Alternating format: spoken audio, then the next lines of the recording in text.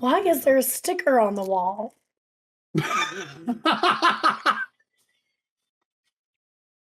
um. What? Well, that's Who clearly a did label. this? I'm gonna guess it was your husband, Oh Gabriel. my gosh. Yeah, he peeled it off of this. Yeah, that's what The magic that's screen cleaner. Why did he stick it to the wall? I don't have a defense, but I can say I could see myself doing that. My mom my mom got me That's started on the a thing that ADHD kicking in right there. yeah, well, I think I get that kind of thing from my mom, but not even just like genetically, like an inherited sort Hmm. of trait of ADHD, just random brain stuff.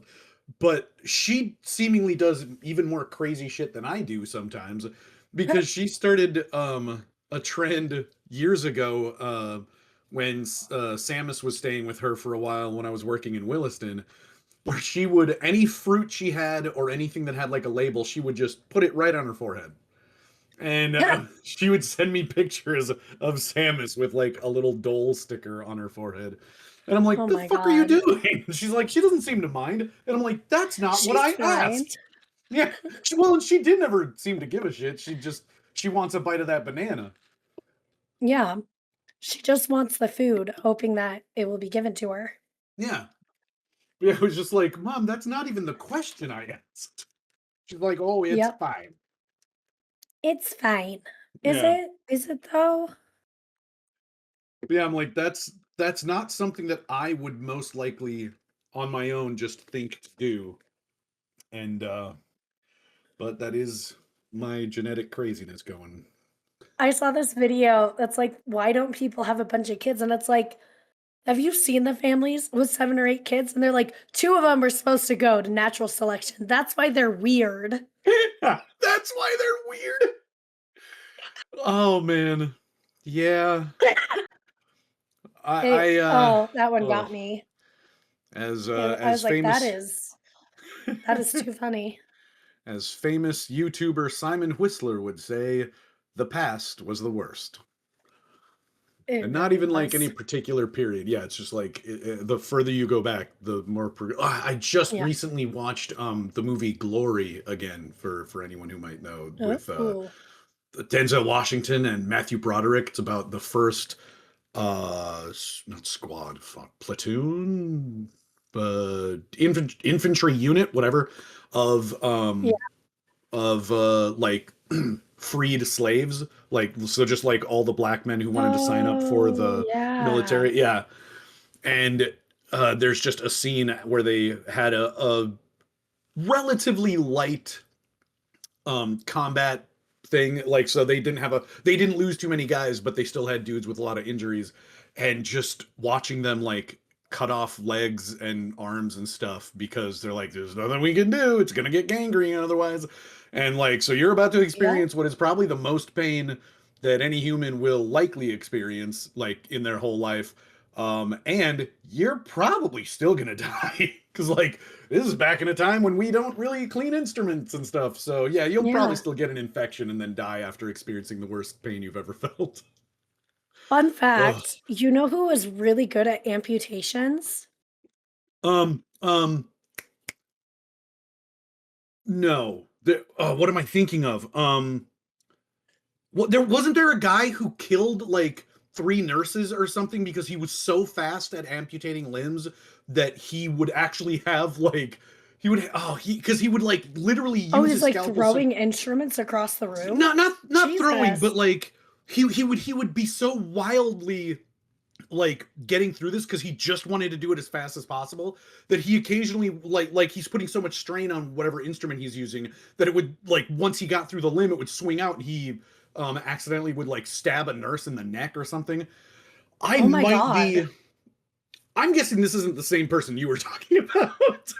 No, I was gonna say the Vikings, actually.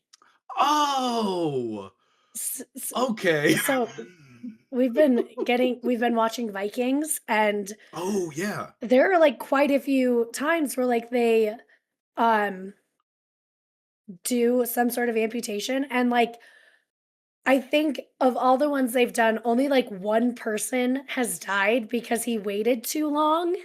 So, like, he Huh. was already in Oh, sepsis, right, right.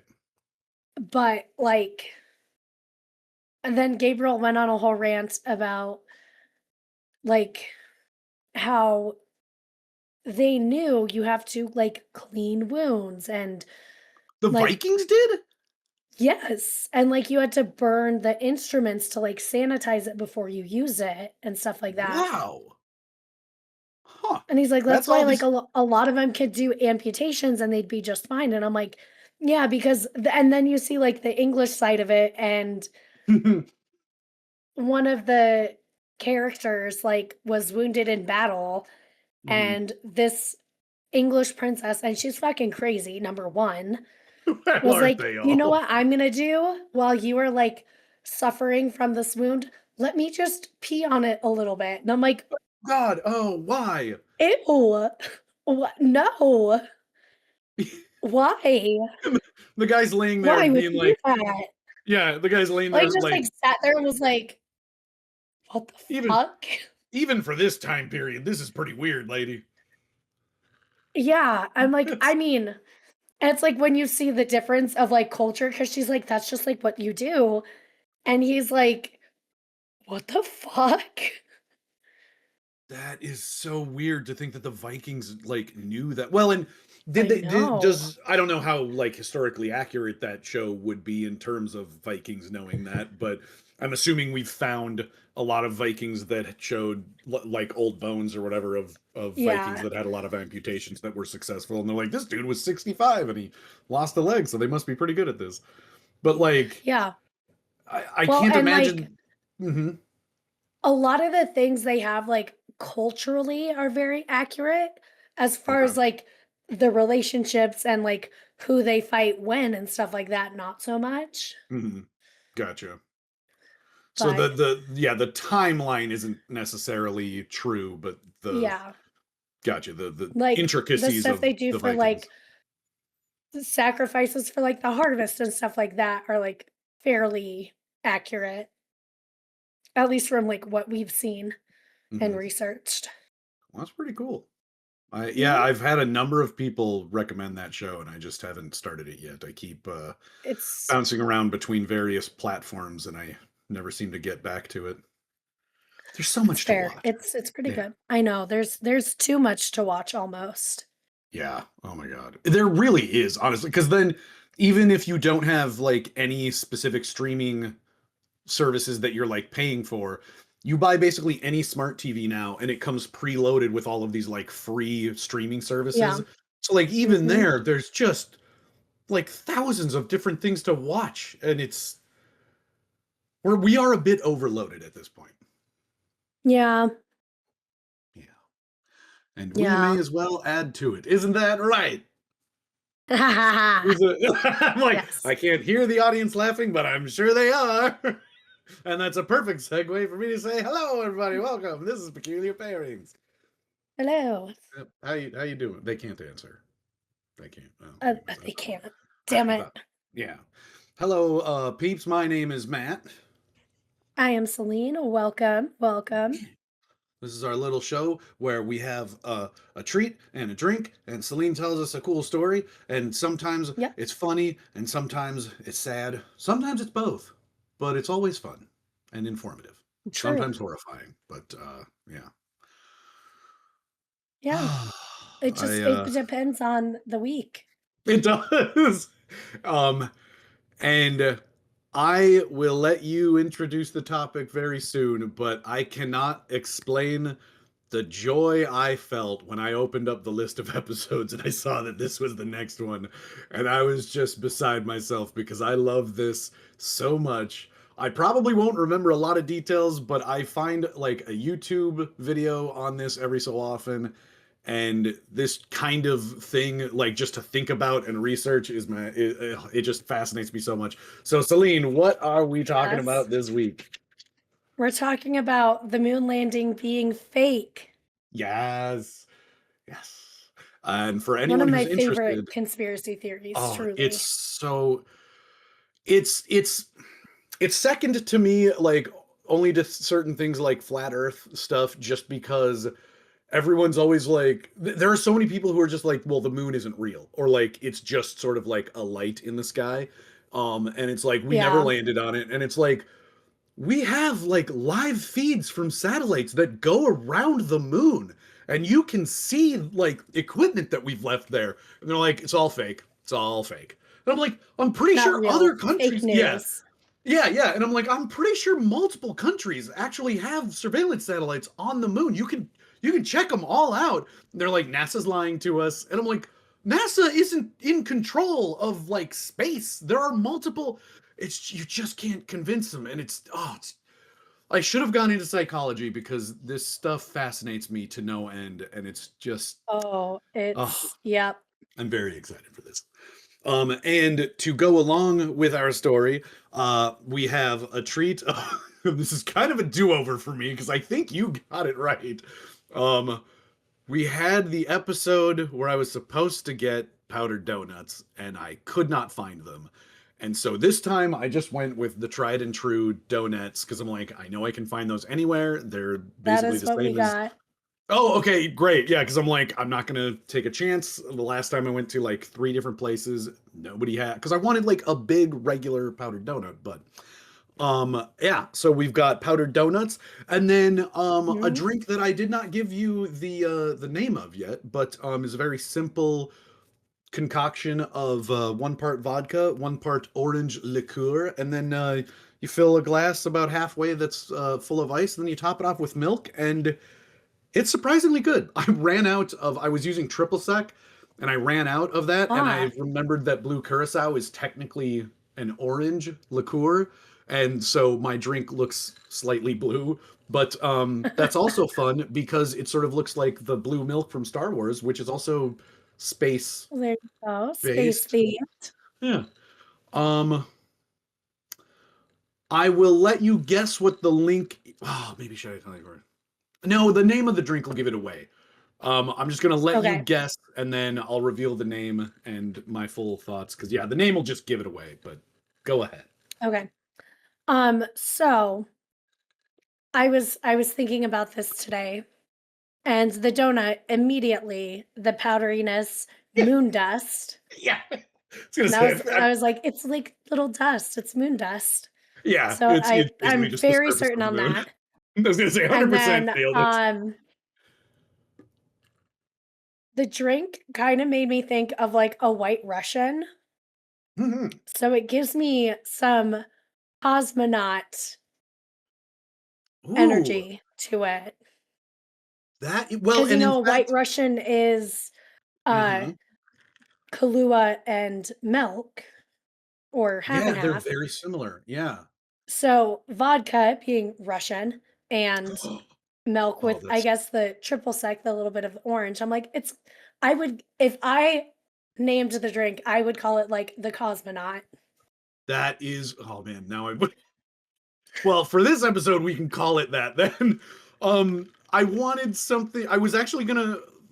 I assumed I was gonna find something more complicated, but I wanted to feed into the theme of like it being a hoax, and then I was gonna try to like make up my own drink called the hoax. But anyways, this drink is called the Phantom because like Oh, this is the idea that we lied about it, so it's like a made up sort of thing that isn't real. But I feel like your okay. cosmonaut idea is way better. Like so I they. feel like it's a missed opportunity on whoever created Hmm. this drink because I mean, Also, it's so close to a White Russian, it is, you yeah. know? That's And like and the funniest vodka's is very much like a Russian drink. the indeed. So It's very good. Made I of stand potato. by that. I think well, and also I'm gonna Google if there's a drink called the Cosmonaut now that I am oh yeah, thinking do it. about it. In fact, you could be kind of cute with it, especially if we're theming it towards this episode specifically, and you could call it the Cosmo hyphen not. So it'd be like COSMO dash Yes. NOT, because then it's like, but it's not Cosmo because we didn't go to the moon, and it's also not a Cosmo. So it works on so many levels. Okay. So there is a drink called the Cosmonaut. and it is a Okay. variation of a Cosmo, Oh, okay, where that makes it's sense. dry gin, lemon juice, and raspberry jam. But it's spelled like a Russian astronaut, that like cosmonaut. Yeah, I have to go with what you were saying. Like no vodka. You're it's like a Russian I themed drink, and you know. do that's pretty dry gin. I mean, I guess it's just supposed to be a twist on a Cosmo, but like yeah, no vodka. Come on, Yeah. guys. The hell, just phoning it in. Well, Oh, also, I like that this is mostly a coincidence because you worked there, but I like that you're wearing a Blue Moon shirt, and it's like we're oh, I talking know. about the I know. moon. I didn't even think about that. We're Got talking on about that the far. moon. I'm wearing the moon. It's I all feel like great. I'm eating the moon. Yeah, donuts covered in regolith would probably kill you, but it'd be a fun way to go. No, it wouldn't be a No. fun way to go. It'd probably be horrible. But anyway, Yeah. yeah, I I will say I almost went to one of my favorite donut places to oh get yeah, powdered donuts. oh So my, I gotta give a little shout out to Lamar's Donuts because if I was not being lazy, I would have gone there and gotten like a jam filled donut because all of their like powdered ones are oh filled. okay, right, and And I can imagine that they're anyone in amazing. I know they have other locations, but they have like tons in Denver. So Okay. anyone who knows is like, yes, Lamar's is the best. I do need to do more searching around Eau Claire because I've lived here for I think I'm on my fourth year now, and I still haven't. There was a donut shop like 2 minutes from where I first lived when I first moved here, and every other day I was like, I gotta go there sometime because I would like even be in my mail truck and I would pass by it and I'm like I gotta go there and just try their donut. Yeah. And then like the last week that I was finally like I'm getting up today and it's my day off. I'm gonna go get some donuts. Drove up there, they closed like for good, and I'm like no. Oh, And I'm like, see, it's like the definition of strike while the iron's hot because it's like I picked like yeah, the day that they closed down. Rest in peace. I think it was of called course. Mama's. I think it was called Mama's Donuts. Well, they're gone now, Oh, so it doesn't matter. But yeah, it was bummer. apparently great, and they would run out of donuts real fast, so I got up early, and you snooze, you lose. Yeah, unfortunately. Yeah. And speaking of snoozing and losing, that leads us right into our story because this is all about how the United States didn't want to lose the space race to the cosmonauts. Yep, I'm so excited. basically. Yeah, pretty much. So, It's yeah. my sources for today are an article from the Museum of Greenwich, the Oh. Smithsonian National Air and Space Museum. I have a few articles from them. Of course, a few articles from NASA, and an article from How Stuff Works. I feel like all the articles from NASA are just like, no, we didn't fake the moon landing. Like, here's a picture of the landing craft still there. Oh, hey, look So at that. There's the flag. I have like four different ones from NASA. One of them is about like the moon landing, Okay. some specific to just the moon, space weather, and Oh, nice. the Van Allen. Van Allen Um, belts? Radiation. yes, Yeah. yes, the Van Allen belt. Oh, okay. So, Yeah. I think I know where that one's going. I really uh, have I've mostly watched like science-based YouTubers just tear apart like conspiracy theory uh YouTubers, like other YouTubers, and they just kind of do like a reaction video, but they're like, okay, here's why they're wrong. And the Van yeah, Allen belts come up a lot. I believe it. Mhm. So, as you mentioned, this all starts because of the space race Yeah. beginning in 1961. And Good real old quick shout out John to F. Kennedy. yeah, real quick shout out to Apple TV's For All Mankind. Amazing TV show that is specifically about the original space race, but it is an alternate Ooh, reality show or an alternate history where the Russians beat us, and then it's how like because they won, America's interest in space never fades, so we just keep racing like through the generations, and And then we're like racing to go to Mars. Very good show. If you're like space minded at all, Interesting. it's a phenomenal show. It's very good. But I'm sorry. I'm like That I want to do is that before we get too into it, so I don't interrupt later. I'm like it's so good. oh, that is interesting, which we'll definitely get into. Okay. So in 1961, we had our official call for for us to send a man to the moon. And like you said, that was I by don't do a good JFK. JFK impression, We will sorry. by the end Send of the him yeah, by the end of the year, we will send a man. Or no, it's like he does he name a year? Like he says, like by the end of 1963 or some shit. and he We says, will. "We will," I think it's just, "We will send a man to the moon." Oh, okay. I think that is all it is. Gotcha. We will send a man to the moon. Chowder, clam Yep. chowder. Yeah, I don't know. So, I'm gonna work on that. the space race initially began as an arms race between the US and the Soviet Union, actually going back from the aftermath of World War II, because during World War II, it was demonstrated to the world that rocket technology would be the driving force for future warfare. So, Mm. the US being the US and the Soviet Union, also being the Soviet Union, A kept trying rivalry to to rival all outdo other one rivalries. another. Yeah, for sure. Yeah.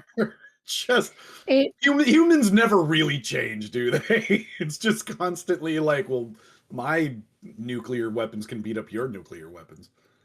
I am gonna specifically say that this is very much a particularly a male thing, and that this was just like a global pissing contest as to who Absolutely. had better weapons. Well, and I know that aerodynamics come into it a lot. Like there's a lot of scientific stuff that goes into, propulsion and fighting the Yeah. force of gravity and whatnot. But I do think there is something to the concept that rockets have a certain long Shape. tubular shape. Yeah, it's like, and we literally just keep building bigger, thicker, longer ones. And I'm like, are you guys compensating for some things? Like, guys, it's getting a little obvious, but all right. Like, okay, no, no, I you're not. All mean, right. not as obvious as the one Jeff Bezos did. Yes. I'm sorry to react. I kind of forgotten about I it, mean, and then like, yeah. that just flashed a bunch of imagery in my head, and I'm like, yeah, of all of the like phallically shaped things that we have launched off of this planet, like, dude, Yeah. what? Like, come on, bro. Just good Yeah. God. So, Oh, Bezos. as technology was advancing and powerful intercontinental ballistic missiles, or ICBMs, were developed by both countries, the arms race then gave way to the space race. Okay, I guess I And didn't the realize that they were start of kind of it, linked. yeah, That's cool. the start of it had absolutely no rules and no goals. Right. So it Sure. wasn't until 1961 when Kennedy's like, hey, we're going to get a man on the moon before the Soviets, that there was an actual defined goal in mind. Otherwise, it was just, Mm. well, we're going to do better. We're going to do bigger, better, stronger, faster, better, stronger. Just like yeah, like you, and this is something like the earliest parts of that Apple TV show I was talking about sticks really close to history. And so you can see a lot of these things where it's like Russia sends just literally like the first thing into space, like the first anything. I think their first one was Sputnik, and it's just like it's just Mhm. gonna kind of hang there and look, we can do it. And then they're like, we sent a creature up into space, and then we sent the first person like into kind of the stratosphere, and it was just I can see what you mean where it seemed like every other week the Russians achieved some kind of goal that the US was like, God damn it, they did it again. And it's like we didn't even know what Yep. the finish line was for this one. But yeah, it's just like record after record, first after first, the Russians were just piling them up. Like I said, there's no rules. Like they didn't know Yep. what the next goal was going to be until the Russians did it before us. Yep. And this kind of starts in 1957 when both countries made the announcement to launch the first artificial satellite into space.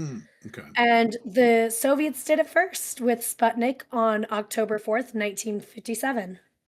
Wow. And 57. the I know, it feels so long ago. It's well, yeah. And the idea too that a lot of people bring up when they're trying to like just kind of fight like rocket science in general. It's just like it was 1957. Like how could they do that? And it's like cuz they were smart. Like Yeah, physics, the concept of physics has existed since like the 1600s. So they've had yeah, hundreds of years to kind of, refine these kinda work ideas on and it. right, exactly. And now we're well into the industrial age and we've got, more technology than we've ever had in the past. It's like it kind of makes sense. We have all this Yeah, great technology. We want to do something amazing with it and we did. yeah.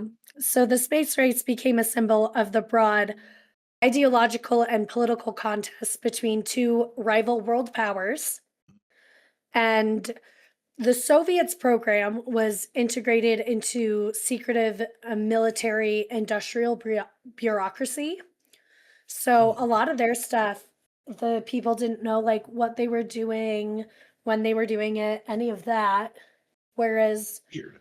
in the US, we had a civilian branch and then a military branch. And only the military branch was secretive, as it still is and always will Mm. be, because we The can't have military's any gonna transparency in this government. right. The not to get too political right off the bat, but we just have to talk real quick about Kristi Noem at that hearing being like, "This is the most transparent president that we have ever seen." And we're like, "Are you for real? Like, really?" He's also the only president who never released his tax forms.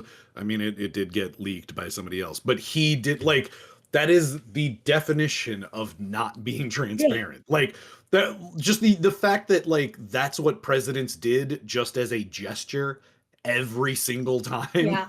and he's the first one since that trend started to not do it twice. Like dude, what the Well, fuck? I Clearly will the most say it transparent. once and I will definitely say it again. Kristi Noem is a bird-legged hoe, Mm, mm. She is I'm sorry, and could that you is say a that one song, more time, bud? actually. Oh, okay. I'm like I wasn't sure if I Kristi did. Noem is a bird-legged hoe. So like I you don't mean know why, it specific. just is. It just is. But that's just I to don't trust clarify. a person who kills puppies, so, Yeah, oh my god. For like if that doesn't say um enough about where our country's at in the fact that she should have been canceled like immediately when that story came out. Like I understand that a lot of people hate cancel culture, but if we were ever going to cancel someone who kills a puppy, I yeah, feel like go fuck yourself. But then also yeah, she the way that she very tactlessly dodges the idea of like essentially being outright called out about like protecting pedophiles basically and all she can yeah. muster up is talking about how high the Dow is and it's like you I really thought that was have Pam Bondi. oh my god I'm talking about the wrong person. Yep, I said the wrong name right off Still, the bat. Still still, she didn't kill the puppy. fuck them both. I was gonna say they both suck. So like the point still stands, but I look like an idiot. You're fine. Christy, no. There's Oh my so god. much happening. It Yeah. is hard to keep up. Oh god. Yeah, and So, it's when people were talking about how the whole like the whole playbook of the Trump presidency was just to keep so much stuff flying at you. It's like it's not even no, just that is him literally anymore. what it is. Yeah, the whole administration, every office, every level, like some kind of random shit is happening every day, basically, and can't keep it Ugh, straight. Well, it's anyways, exhausting. I'm too yeah, tired for that. I was gonna say, I So, digress. yeah, the civilian side of it is NASA, essentially. And, they were very public for what they were doing, very excited about it, very loud about it.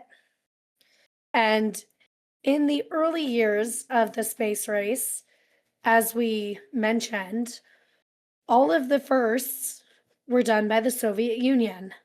So first satellite Sputnik in October of 57. The first man in space was Yuri Gagarin, April 12th, 1961. The first woman in space was Valentina Tereshkova, Mm-hmm. June 16th, 1963. And then the first spacewalk was Alexei Lenov, March 18th, 1965. Yeah. So, We were kind of getting our asses kicked.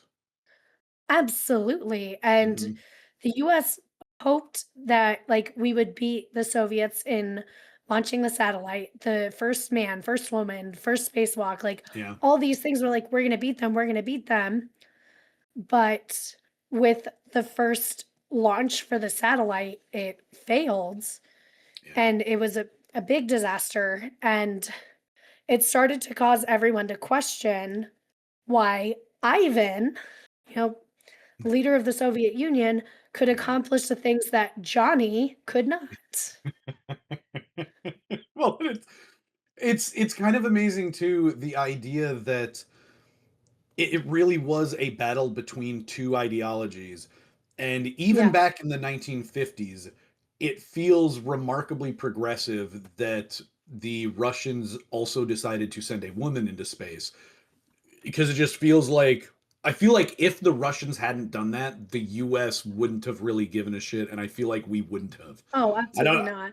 Yeah, and like, so it's just weird to think that like we had these enemies that we called so evil and stuff, and it's like, well, they're kind of being pretty progressive over there. They sent a woman into space when they, like, in a time when you wouldn't assume that they would. And yeah, I'm still Considering convinced the that we wouldn't fact have, but yeah. considering the fact that some of the biggest scientists behind putting a man on the moon were women, and they never talk about it ever. Yeah. This is It's why we have the movie Hidden Figures. Yep, that's what I was trying to find the title. Yeah, it's amazing. The older you get living in the United States, the more you realize what propaganda really is, because you learn Yeah. all about these horrible things that happened in history, and it's like, that seems like a really big fucking deal. Why is that not in any of our history books? And yeah, case in point. Yeah. So after the Vanguard failure, the Army then gained approval to attempt to their own like satellite launch, which was successful in January on the 31st of 1958. So like Hooray. almost 4 months later. And that was when Explorer 1 was launched into space. Yeah. And then in March, the Navy had succeeded in their third attempt to launch a satellite. So they're like, "See, guys, like we can do it. Like we're totally still in this race," and like rallied people behind them after they first, fell flat on their face. Yeah. So It's like, see, we did do it. It's like, yeah, like that's cool or whatever, but the yeah. Russians already did it, so like, you guys are just So copying. this is when Kennedy started to question, well, what do we need to do in space to beat the Soviets to the moon? What things do we need to figure out? Which you can So, understand his trepidation and like trying to sort of just like, crack the whip, so to speak, of like, guys, we're getting killed out there. You could yeah, totally see this being the point where it's like, all right, let's just fucking give up. We're clearly not as good at this. But I like Kennedy's determination of like, God damn it, no, we gotta get someone to the moon. And they're like, sir, we can't even get like a satellite successfully to just like yeah, swing around the earth. You want us to send a person like boots on the ground, sir? Yeah, god damn it, yes, onto the yeah. moon. So Vice President Johnson pulled the leaders in NASA and the military, and they all came to the conclusion that yes, we can do this. If we start now, we can beat the Soviets, Okay. and we'll figure it out. Since at that time, so this is 1958, neither of them had a rocket powerful enough for a mission. So they're like, they don't have an edge on us.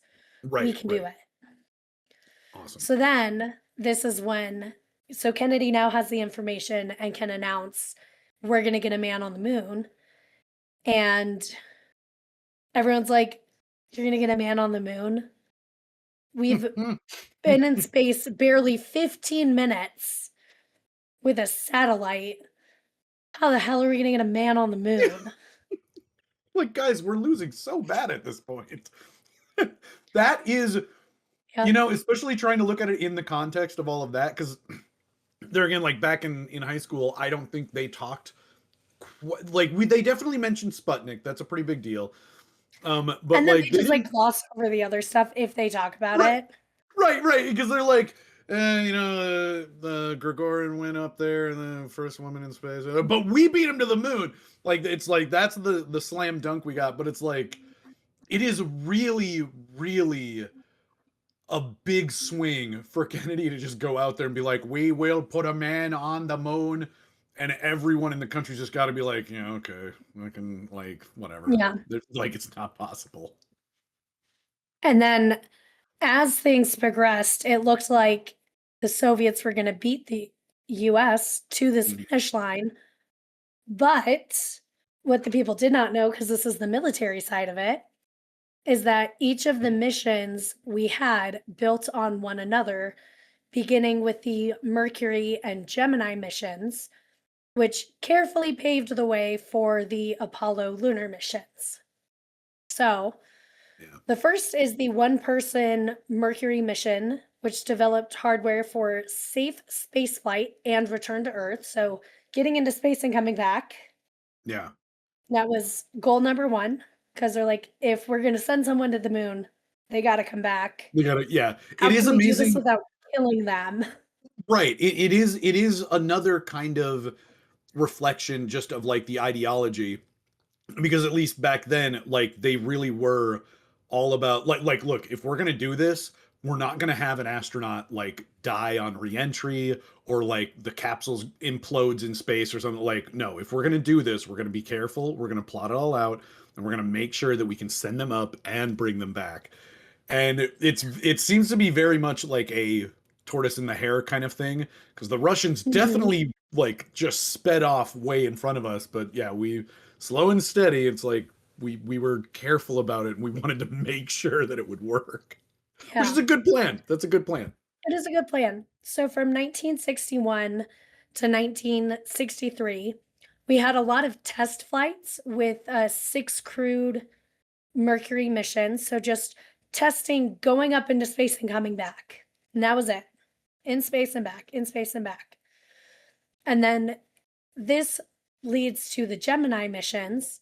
So they created a larger, redesigned spacecraft which fit two astronauts, and their 10 crewed Gemini missions. So two astronauts, everyone else on the ground, were Right. flown from 1964 to 1966. And this improved techniques of spacecraft control, rendezvous and docking, and spacewalking. So, like being able to stop at a certain destination and Right. leave the aircraft and come back.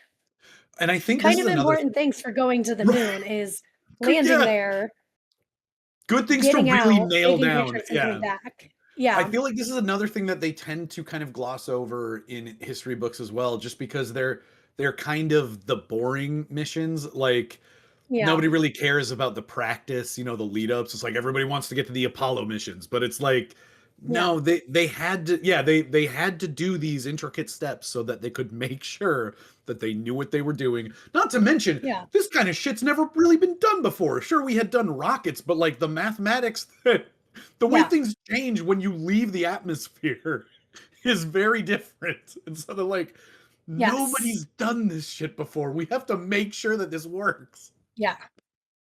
And with that, the Gemini missions, they spent a record breaking 2 weeks in space, which is enough time for the crew to go to the moon, explore, and return. Nice. So they tested out like the length of going to the moon and back. Right. Yep. And this leads us to the Apollo program, Yes. which, as we know, saw many triumphs. Yeah. And this all starts with the success of the Saturn V rocket. Yeah, I So know I just made a big basically, point about, like, the earlier ones are boring, but I mean, admittedly, the Apollo missions are the coolest ones.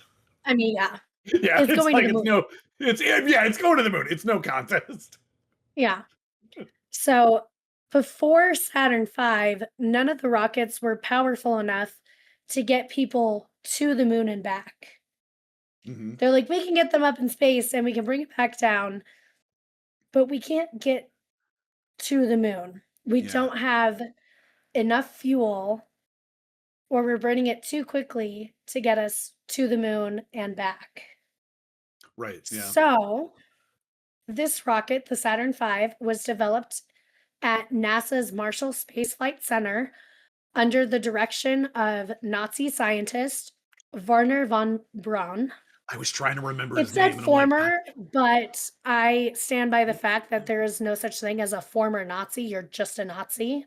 Yeah, and my understand it's one of those things too where you'd like to think that they were coerced or it was under duress or just whatever, but the bit that I have been reading into him, it's like, no, he kind of just was like he wasn't exactly a let's kill all the Jews sort of Nazi, but he wasn't exactly coerced into like doing his job under the Nazi regime. Like he seemed to go along with it, and yeah, we benefited from his knowledge, but it is kind of like a that Yeah. it will forever be kind of tainted just because. Yeah. So this becomes the largest in a family of liquid propellant rockets that solved the problem of getting to the moon by the use of slow burning fuel Yeah. and to help propel them forward through space without burning up their entire fuel supply before they even get there and then can't get back.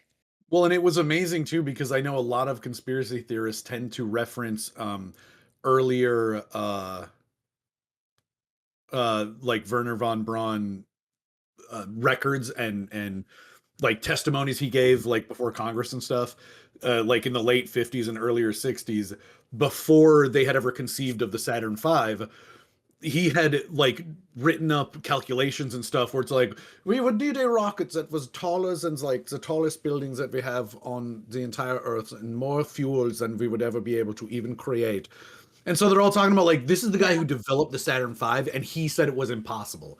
I was like, yeah, that was before he figured out like the multi-stage Yeah. rocket thing. So it's like, yeah, he thought it was impossible when they all thought it was impossible, and then they figured out new And then he stuff. had a breakthrough, Right, yeah, and that that's is like how discovery happens. yeah, exactly. It's like you're kind of spitting in the eye of Yeah. every kind of person who has ever had a eureka moment because it's like he has been on record saying that like this is essentially impossible, but it was before they realized that it's possible.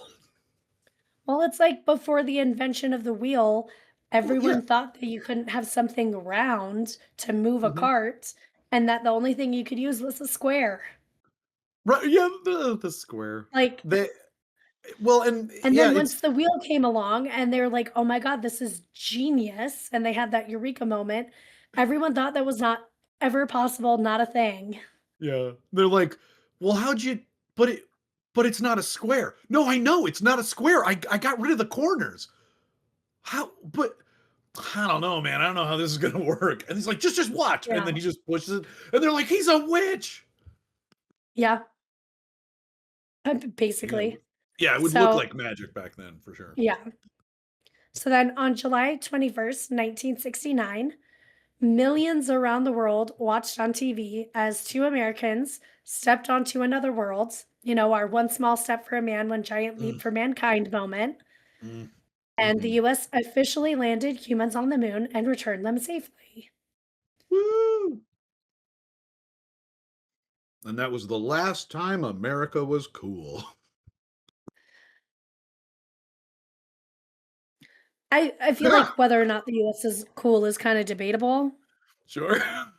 for a lot That of was reasons, but there was so much that we went through won't your get into head. I'm that. like, that was such a long pause. You're just like, mhm. Well, I mean, you're not wrong. It was one of the few times that we can look back in history where the whole world stood still for a second. as Yeah. not just Americans, but like humans landed on another thing in space. Like Mhm. it is, you try to take away all of just the horrifying things about like what men have done in the past, and like that one moment is just really cool. Yeah. So then this ended the great space race, and the Soviets and the US moved in different directions for spaceflight and exploration. Huh.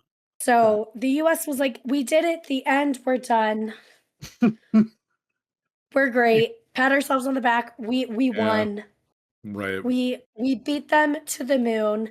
All the other stuff we don't give a shit about, but we Yeah. beat them to the moon. That's the We America won. we know and love, right? Like, it really is amazing how the general interest in, like, space flight and stuff just kinda disappears at that point. Because like, once when we Yes. had an enemy and, like, we must defeat them, the whole nation was, like, behind it, and it's like, "We can do this, we gotta do Yeah. it." And then it's like, "We did it!" And they're like, "We're gonna keep going back," and they're like, "Yeah, we don't care anymore. That's fine. You're gonna Yeah. bring a golf cart Whereas up the there? We don't care." Soviets were like, "Hey, space is the new frontier. Right? Well, there's so much we can do here." So they had more long-term goals with more permanent presence in space with larger projects like the International Space Station. That, yeah, that thing that we all use. It, Yeah. yeah, and it's like it truly quite a breakthrough. Just like landing on the moon is one thing, but it's also a very temporary thing. The concept of like Yeah. putting a thing in space that you can just go and visit and it's like still there is Mhm. a pretty impressive leap. Yeah. So while the space competition ended, the Cold War did continue for two more decades until the Soviet Union eventually dissolved in 1991, Wow. officially ending anything on the Soviet side. Yeah. So the question remains, did we really land a man on the moon? And After all that 57 years history. later, people are still questioning this Hmm. persistently to the annoyance of NASA. For sure. And the overarching theory, as we all know, is that they faked this, they filmed it in a studio. There's no way they could have done this. So let's get into all of the different logistics for how people come up with this is fake and this is why. So, Just all theory of number the one, theories. Okay, yep, sorry, go ahead. I have the my mic. shadows in the photos are Yeah. definitely fake and none of the photos are real. Of course. No, yeah, because shadows can't, like, it doesn't depend on perspective. Shadows can never look like they're going in different directions, period. We all know that. It's a physical truth Yes. of just the material world, and that's just how it is. So, when you look at photos, theorists often look at like the shadows cast by Armstrong, stating exactly that the all of the shadows should be parallel and they're not 100% parallel to each other. Right. So it has to be fake. Or they'll point to like the some of the photos and being like, this not so high quality image shows that this is not real. Yeah. There's absolutely no proof that anything has ever been doctored, number 1. There is you can run it through analyzation and nothing comes up. And the main point behind the shadows is that the sun is the only light source on the moon. Right. So, there couldn't be other shadows manipulating anything, correct? Yeah. Not necessarily. So, It's just. fun fact for Mhm.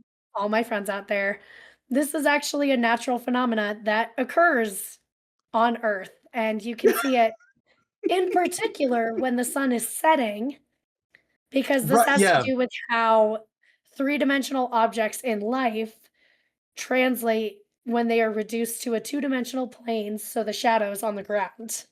Right. And this is something we have seen on Earth since the beginning of time, whether or not we know it. Like it's not just since we've been able to take photographs, it's Mhm. since forever. The cavemen, we have found drawings of ancient peoples that still understood how a perspective like brings the eye to one central point from wherever you're It standing is to wherever the light source is. Good lord. it is just that this is something you have been able to observe in real life, just living Right. on Yeah, Earth because you yourself have it seen just doesn't this. translate as well. That It's is all it part comes down to. Yeah, it's part of what makes like a sunset so beautiful. The way that the shadows kind of coalesce into one like point on the horizon. Yeah. So we're gonna just really flatten that one out. That is not not working. No, it did. Yeah, it's not. It So doesn't. number number two theory is that the astronauts simply could not have survived Earth's radiation field.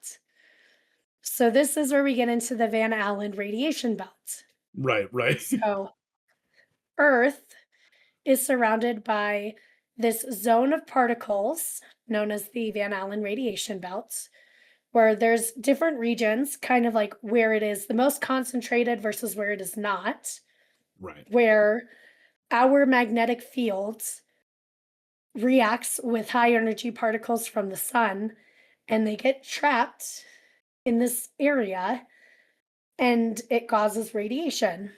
Very high levels of radiation, I should say. Yeah, Like absolutely. not something to Yeah, fuck it's around with. right. It is probably the most reasonable argument or like accusation about the space flights just in Absolutely. general. Because yeah, it's like okay, it essentially surrounds the entire Earth. Like we call them belts, but they're kind of like like a sphere. They're like you said, like different levels of concentration that like surround the planet. So you can't avoid them. Like you're gonna have to go through them at some point, and they are Yeah, genuinely dangerous. Like going through them is no fucking joke. So I do at least respect absolutely. that concept of like they've done their research on how dangerous they can be, and they're like, how can you avoid that? How do you, mitigate the radiation damage? And it's like, okay, that's a fair point. Fair Mhm. point.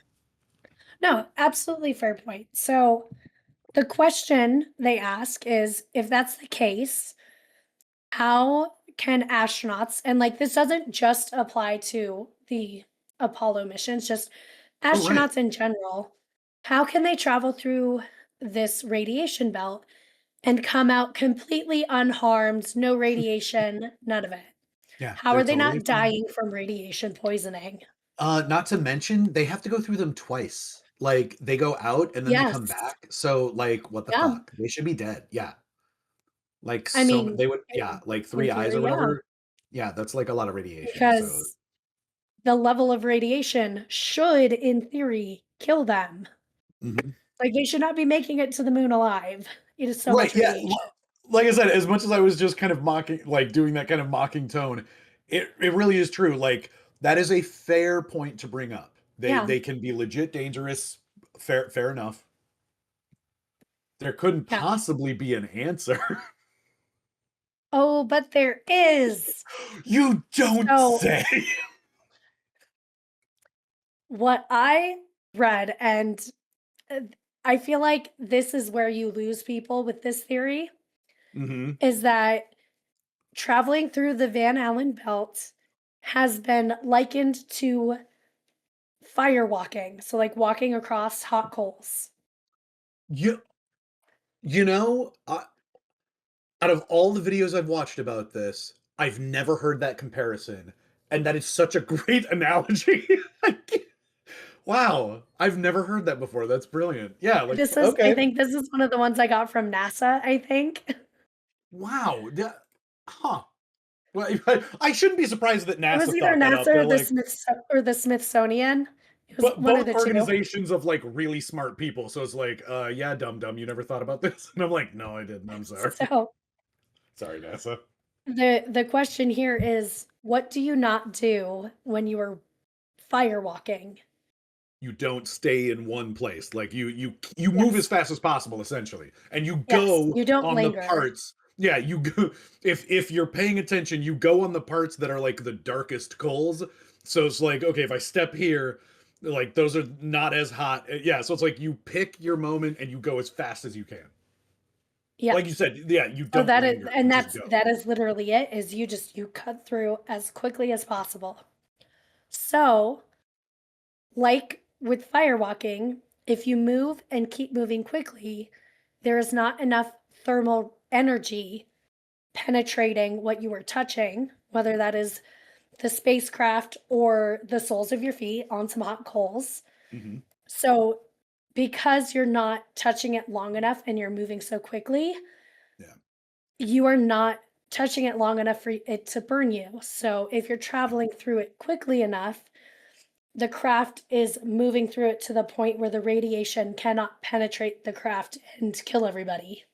Yeah, I've actually watched a number of videos recently too on Chernobyl, and they always bring up the idea of like radiation contamination is a very basic concept that includes basically distance and time frame. So it's like the two ways that you can mitigate your exposure to radiation is either be as far away as possible and or be exposed to it as little as possible, like for as little time as possible. So it's like if you have a craft that can go fast enough even through this really dense radiation belt, as long as you aren't in it very long, you won't Yeah. get like a horrible dose.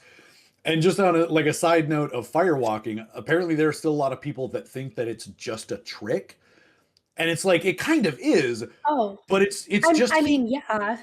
Yeah, yeah, technically it is it's more of like a technique than it is a trick, but it just has to do with heat transfer. Like it's a very basic sort of, like law of thermodynamics where it's like the less contact you have and for the shortest amount of time, it literally can't transfer enough heat to damage you. And so that's why they go as fast as possible. So it's like a similar concept for different areas, but yeah, it's like you just go as fast, just go as fast as you can. I think your mic's muted.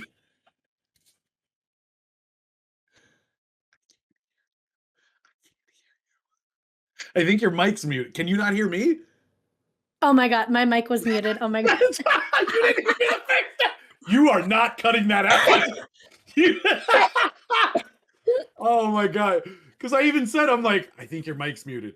And you were just in it. I didn't know what you were talking about, Oh but I my saw gosh. you making, yeah. I said it's like when you're a kid and you're running your finger through like a candle flame Oh, and you're like, "Ooh, yes. it's not burning me. Yeah. Ooh." I don't know if you Yep. ever did that as a kid, but I definitely Yes. did. Oh, absolutely. Definitely. I It's always the think, same exact thing. mhm. You're not leaving your finger on the flame to burn yourself, you're, like, cutting through it. Same thing. Yep. And it feels, especially when you're a kid, like the first time you do it, you don't even realize the like scientific concepts that are Yeah. involved in that. It's just so cool that it's like you have this idea of like especially if you have a gas stove, you see that little flame all the time and all you hear is that will hurt you, don't touch that, ow, stay Yep. away from that. And then the first time that you have like that someone even shows you that, again, you think it's got to be some kind of trick because that's fire, that's a flame, that's got to hurt you. And then they get you to do it and you think it's going to hurt, but it doesn't. And you're just, I think that's like the first exposure that a lot of people have to Yeah. just like a basic scientific principle that is just really cool, where it's like, I want to learn more about why this happens because Yeah. my finger should really hurt right now. Yeah. So it's the same exact theory with the Van Allen belt. You just I'm, go I'm through fast enough and you slow down afterwards. I'm sorry. I'm gonna interrupt you one more time just about like did you ever do the thing where like you take a Bic lighter and you like put it in like you create sort of a cup in your hand and you open up the valve because the gas inside is heavier than air, so it basically fills up the cavity in your hand and then you light it on fire. And when it starts to hurt, you open your hand and it creates a fireball. I have never done that actually. Oh, really? Yeah, that Well, I've I'm gonna never have to. done. Well, I don't have one here. I'm gonna have to do that for you sometime. It's really Yeah, cool, very simple, and anyone who's done that, like visit us on Instagram and let us know because it's a really fun kind yeah, of dumb thing, but it looks amazing. It's like this yeah, next level of the hand through the flame thing because it looks like you're controlling fire in the palm of your, and you kind of are. It's pretty cool. yeah. Sorry, that just popped in No, my no, head. you're good. So, the one thing people do point out is they're like, "Well, if the Van Allen belt is such a big deal, what about the International Space Station? Because that's in space. Wouldn't that be an issue?" I just like it because that's in space. And I'm like, that really does kind of encapsulate like the just generally simple thinking. Like, well, what about the space station? That's up there too. What about the Van Allen belts? Okay, Well, yeah, and that's in I space. did actually look into this one because I'm like, I feel like this would be like the number one thing someone would be like, well, but the space station's up there and people aren't Sure. dying. Right. Yeah. Oh, and Well, again, to and be they fair, aren't. without like a master's degree level understanding of science, that's a valid question. Like especially if you've already been introduced to the idea of the Van Allen belts and you're Yeah, like away from the surface of Earth, presumably you're outside of the protective, magnetic sphere of the planet. Okay, like okay, that's a very fair question. I yeah. appreciate the thought process that someone would go through yeah, so like okay, good question. And the thing is that the space station is right underneath where it starts. So it's like in because the space station is technically in Earth's orbit. So it's Right. within our gravitational pull. It's Mhm. not out there enough that it is just floating away into space, never to be seen again. Well, and as much as Goodbye. I was, yeah, as much as I was just trying to give everyone who would bring up that question like the benefit of the doubt, it is amazing how it's like, well, they're not in the Van Allen belts. Like, sure, you're Yeah, not as they are protected. Like, below they're it. still getting, yeah, it's like you're still getting radiation from the sun and whatnot. But it's like Yes. we know that the Van Allen belts exist. We're not putting a space station inside it. Like, we Yeah, know and where I they know are. that Why? Yeah. for the space station, they have windows only on one They, side, yes. specifically so that it faces Earth, Oh yeah. and it'll, in a lot of ways, as it travels around the Earth, come between the Earth and the sun. So the sun is on the backside where there aren't any windows.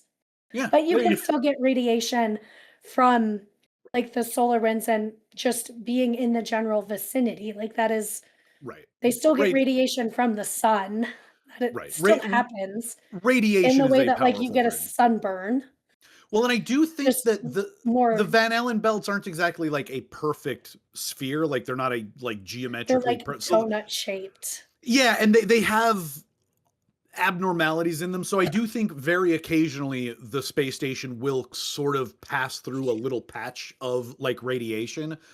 But there again, the space station is traveling at like I think it's like 17,000 miles an hour or something as it just It's traveling whips. very fast. It's traveling it's some thousands of miles per hour, which is Yes. another thing that people bring up because they're like, how is it going so fast? And it's like, because it's going around the earth multiple times a day. It's going very fast.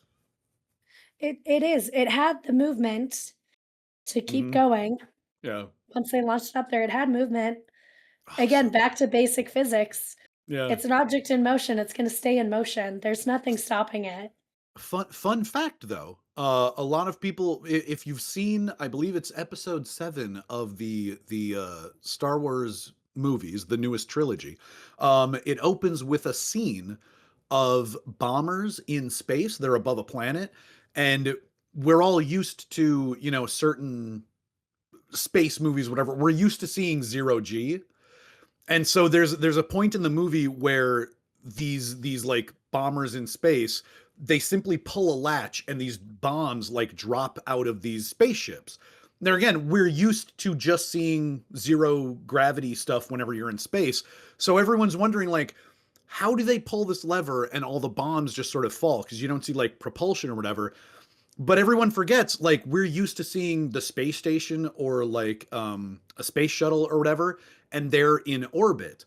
And that is effectively constantly falling. Like, that's how an orbit works, is that you're Yeah. just trapped Free, in the gravitational you're pull. free falling the whole time. Yeah, yeah. And so that's where, like, if you've heard of the vomit comet, the plane that they use to train astronauts to go into zero G, it's just basically diving towards Earth at an angle that makes you feel weightlessness, when in effect you are now falling towards the surface of the Earth. But anyways, the fun fact is, those people would question like how the bombs are falling, but that was actually accurate to like what things would happen, because they're more stationary above a planet, so it has gravitational pull. So even though like we're sort of trained and used to seeing like space stuff, so to speak, being zero G, they're above a planet, they're above a gravity well, so when they Yeah. pull the lever, the bombs are going to fall. Because I was like, I talked with a number of friends about that, and they're like, that didn't make any sense. And I'm like, well, yeah, it did. No, it They're makes above a, total yeah, sense. they're above a planet. If our International Space Station suddenly stopped, it would just fly towards Earth. Like, it Yes. only works because it's traveling so fast. Which, fun fact for you, satellites do that when Yes. satellites like reach their Yeah. life, end of life, Yeah.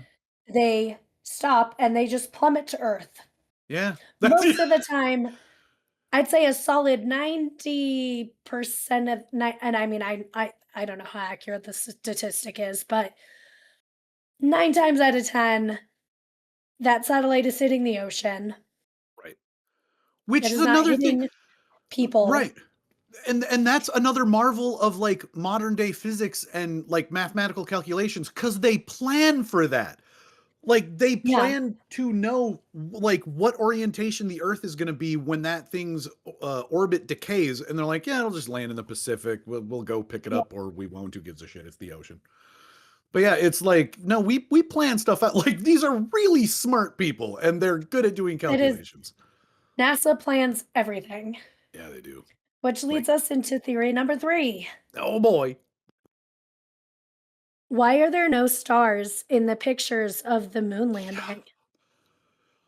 I love this one. Is And I oh, it might be this my this favorite. one, It might be my favorite just because it's like, why aren't there stars on Earth during the day? and that And they're is like, literally it.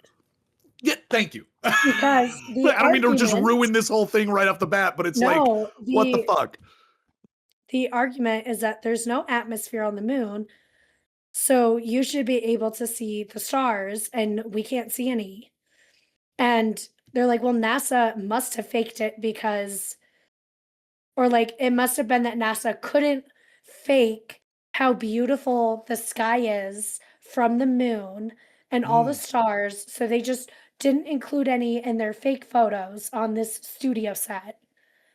But it is literally that, is that they are on the moon during the day, right. and you cannot see stars during the day on I will. any celestial body. Right. Exactly. It's the and I might start my own like science YouTube channel, because I feel like I have a different perspective, that like I listen to a lot of science communicators, and they don't bring up a lot of analogies that I think would help a lot of people with these sorts of like conspiracy Oh, theories. Because I'm like, have you ever been driving in a car at night? Um, Especially on like a rainy night, and there's like reflections everywhere, and you get someone who's coming at you with those insanely bright, like super blue lights, oh, and you fuck those suddenly, LED lights. right? First of all, why the fuck are those legal? My They dad's should truck not be has legal. those. Oh my Oh my god. god, no, right? It's insane. My dad's truck has those. I've driven that truck thousands of miles. And as far as I'm concerned, from the perspective of the driver, you don't get any like additional illumination. You get the same amount of like visibility that you do from the old like yellow lights, except you are blinding every single person coming at you. And so if you've been the person on the receiving end of those headlights, you suddenly can't see anything else. And Yeah. that's what happens on the moon. The sun is very bright. But can you imagine Yeah. seeing the sky from the dark side of the moon? Holy shit, that'd be amazing. I bet it's beautiful. You'd probably be able to see nebulas and stuff with the naked eye if they're close enough. So, they'd have to work on some things first before we could do that. Oh, yeah, no, that's it would it would get very 'Cause cold. Yeah, there's a lot of stuff that we would have to do. yes. So, as you mentioned earlier, with how much they think everything out from, like, satellites, Yeah. they thought about what time of day they would be arriving on the moon in every single mission Oh, absolutely. because the astronauts can't be on the moon during certain times of the day because the way the So moon works. I'm sorry, I accidentally like perfectly segued into the Yes, next yes, thing. absolutely. And this Sometimes is we're just on the because same page. That works perfectly. yeah, this is because daylight and nighttime works differently on the moon than they do on Earth, obviously, For sure. and that the moon gets about 2 weeks of daylight followed by an equal amount of nighttime, so, like, 2 weeks of nighttime. Oh, what? Okay, I don't think So, I ever knew that. I guess I would have assumed, uh, well, because it makes the sense. moon is a magical place, let me That's tell so you. well, and I know that it's like tidally locked with the Earth, but I never thought about the way that like it goes around us. I never thought about how long that process is. So one side of the moon gets Yeah, 2 weeks of light. Huh. while the other gets 2 weeks of darkness, Yeah. Wow, I'm which learning so much already. and a part of, like, why we see the one side of the moon and not the other side, so, like, they call it we always called it the dark side of the moon, or they'll call it Right. the reverse side of the moon, Right. Yeah. is Y- because as Earth orbits, it's orbiting around us, facing that one direction at the same speed the Earth rotates, Right. so that's why we don't see the other side, Well, and this is something but that really took they me a the long other time side to. does still get Oh sunlight. yeah. Right. That's why the dark And side of the rain moon is kind of a misnomer because it's like, no, it gets sun. We just don't see it. Like we don't see it. those are yeah, those are the times when it's dark to like there are times when we see no moon and it's like the moon Yeah, might still be up. It's just a dark circle. We can't see it. But that does explain the whole like 2 weeks. That's the moon cycle yeah, is the two it's the moon weeks of cycle, yeah. I feel so dumb now because like that's how it works. So, because you have 2 weeks of daylight and 2 weeks of night, Right. the temperature fluctuation is so extreme. Yeah. If anyone's seen the movie So Armageddon from like 1999, maybe 2000 something. Anyways, it had Ben Affleck and what's that guy's name? Die Hard. Anyways, there's a scene where they land on this asteroid that is plummeting towards Earth, and it's slightly rotating, and so they're on the sunlit side of it, and like everything is stable, and then they go into the dark side, or it might be the reverse where like the sun hits it, but like everything starts exploding because suddenly there's like an insane temperature change because it's either in the yep, sun or it isn't, and like yeah, the rocks expand or contract, and it's insane. yep, So yeah, it's like the same thing's going to happen on the moon where it's going to be insanely warm in the sun, and then when there's no sun, mhm, it's going to be real cold. yeah, and that is because the moon doesn't have an atmosphere to temperature control. Right. So, because they plan everything so Okay. down to the T, Yep. the astronauts, whenever we've had an Apollo mission, have landed there just after dawn. Right. So they are gonna yeah, so they're in the pocket of like the beginning of the maximum amount of sunlight that they will have on, which is kind of hilarious because it's like they're my understanding is it's not like they're gonna be on the moon for 2 weeks, but Yeah, we may as well give them the biggest margin of error that we possibly can. Like just in case yeah, something were to happen, they'll get there on day one and then we'll have 2 weeks of sunlight. yeah. There again, they're very smart people. So, with that, their suits only regulate temperature so much. Right. So, You know, they can't just be in space. They have protection for the temperature of space because if you did go into space, you would just like freeze to death. Yeah. It's So it's not a great it death. has My no, understanding of it it is has yeah, it's bad. it's not good. It's not Your good. head can explode and it's a whole Yeah. thing.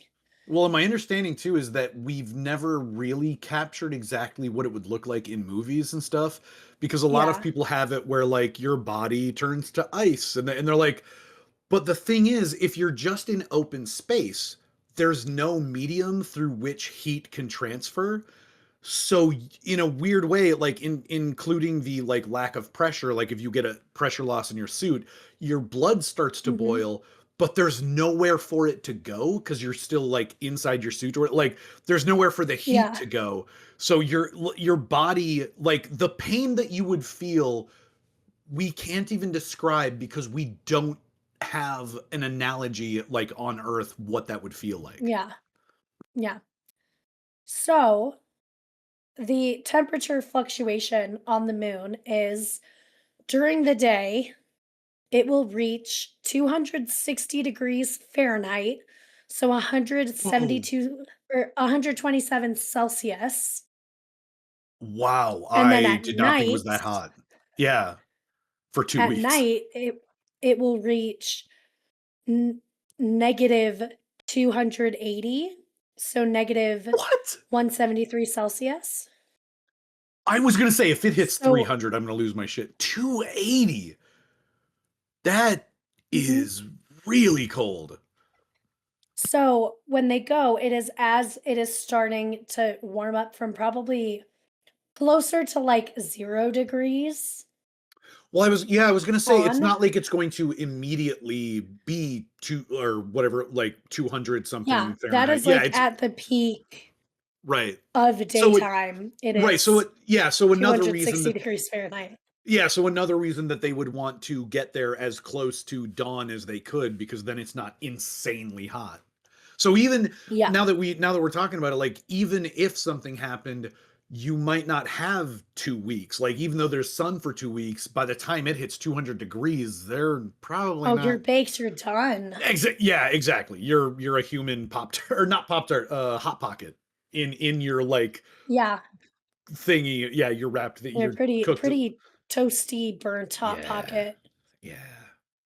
Ugh, So not a good way to go. that's why you can't see the stars in the photos, which I am sure if they just put something on the moon and did just like a time lapse, seeing it rotate for like a month, you would You probably get the most beautiful pictures and I was just gonna stuff. say we. Oh, I wonder if we because like yeah, there again, I know we have satellites, but yeah, we should have a camera on the moon.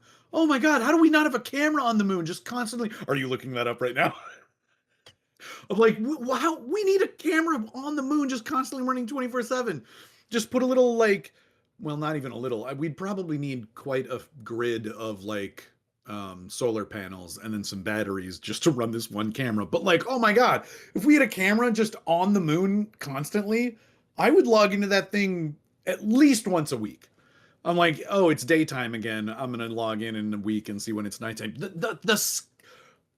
The sky of stars that you would see from the dark side of the moon and no atmosphere, no like sunlight pollution. Yep, Oh my god. Like I mean we see a lot of beautiful pictures from like the Hubble Space Telescope and the yep. new one.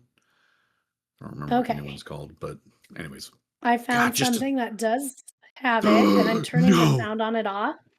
Oh, okay. Wait, the sound Just, on yes, the because moon? it's just like music they're playing in the Oh. background. Yeah, okay. Yeah, We it don't need is copyright not. infringement stuff. It's just shitty Yeah, music. It's just elevator music, constantly waiting for the moon to get to the dark side. yep. I mean, that would be Okay. creepy just by itself. Like if you were on the moon and you, shut up. So you can That actually is see what like I'm the talking about. colors in like the nebulas and stuff. See the video I pulled up, and I'll put this in the That okay, so yeah, description, is from please the do. Taurus Littrow Valley on the moon, and they show, like, daytime and nighttime. So, like, during the day this is, like, exactly what I was talking about, is, like, during the Yeah. day, what it looks like. You can see the sun, Well, all right, bright hold light on in the though. sky. Okay, like I'm looking at the description that I can see on your screen. Do you know if this is like CGI generated? Because it says that it's this video answers the question using a panorama taken from. Okay, well, so it sounds like it's a real camera, like it's literally on the moon. Space time. I like their channel name. Why do we only see one side of the moon? Either way, even if it's like a Either way, great I'm gonna share facsimile, for sure, yeah, either absolutely. way, I'm gonna It share looks it. yeah. And to be fair, that's what it I pictured in my head. Like just the Yeah, naked eye, like if you were in a lawn chair just sitting on the dark side of the moon, it would just be that amazing. Because even it would be from beautiful. yeah, if anyone listening, like if you've been out in the country, you're out in a desert or whatever, and you're just miles and miles away from any cities, you can see an arm of the Milky Way. Like the amount of stars that Yeah, you can see even from Earth is insane. But like, man, if you were, I can only imagine. Like, assuming that that is accurate, that is exactly what I was hoping it would look like. That is so yeah. cool. It's being able to see the color, I think, is the thing that, like, Right? Yeah. because of all the light pollution we have, regardless of, like, where Mm-hmm. you are, that color doesn't really come through, Right, and for with sure. how our eyes are. Yeah, like with any kind of light creeping in at all, like the contrast is going to change and our eyes just are not going to see all of the colors. Like that, like I said, that is, Well, even if it's a and facsimile or some kind of CGI rendered thing, yeah, that's exactly what I expected it would look like. the the human eye does not see color very well in the dark, Oh, which is that's why, true. like, if you get and that's just based on, like, how our pupils work, which Right. this is, like, my science nerdy side coming out, is that, like, Oh, you can get yeah, dressed in because the dark and pick the entirely wrong outfit yeah. because you can't see what color it is, or Celine, you can't see it well. I like how you're talking about this is your nerdy side coming out, and I'm like, I just talked about how many videos I watched that specifically deal with the moon landing and the physics of rockets, like being launched. I'm like, I feel this is a safe space for you to let your nerddom Well, and, go. like, I will nerd out on, like, human anatomy a Oh, lot okay, yeah. because I studied biology and was going to school for anatomy and kinesiology for, like, 2 years before I switched to art. I'm not laughing at the two choices that well they're not that different, I guess, to be honest. It's just like that felt like such a hard pivot. Do you have Yes. not to get too sidetracked, do you have a favorite like human biology fact that you just like think about, or that is like the favorite thing that you've learned that still sticks in your head?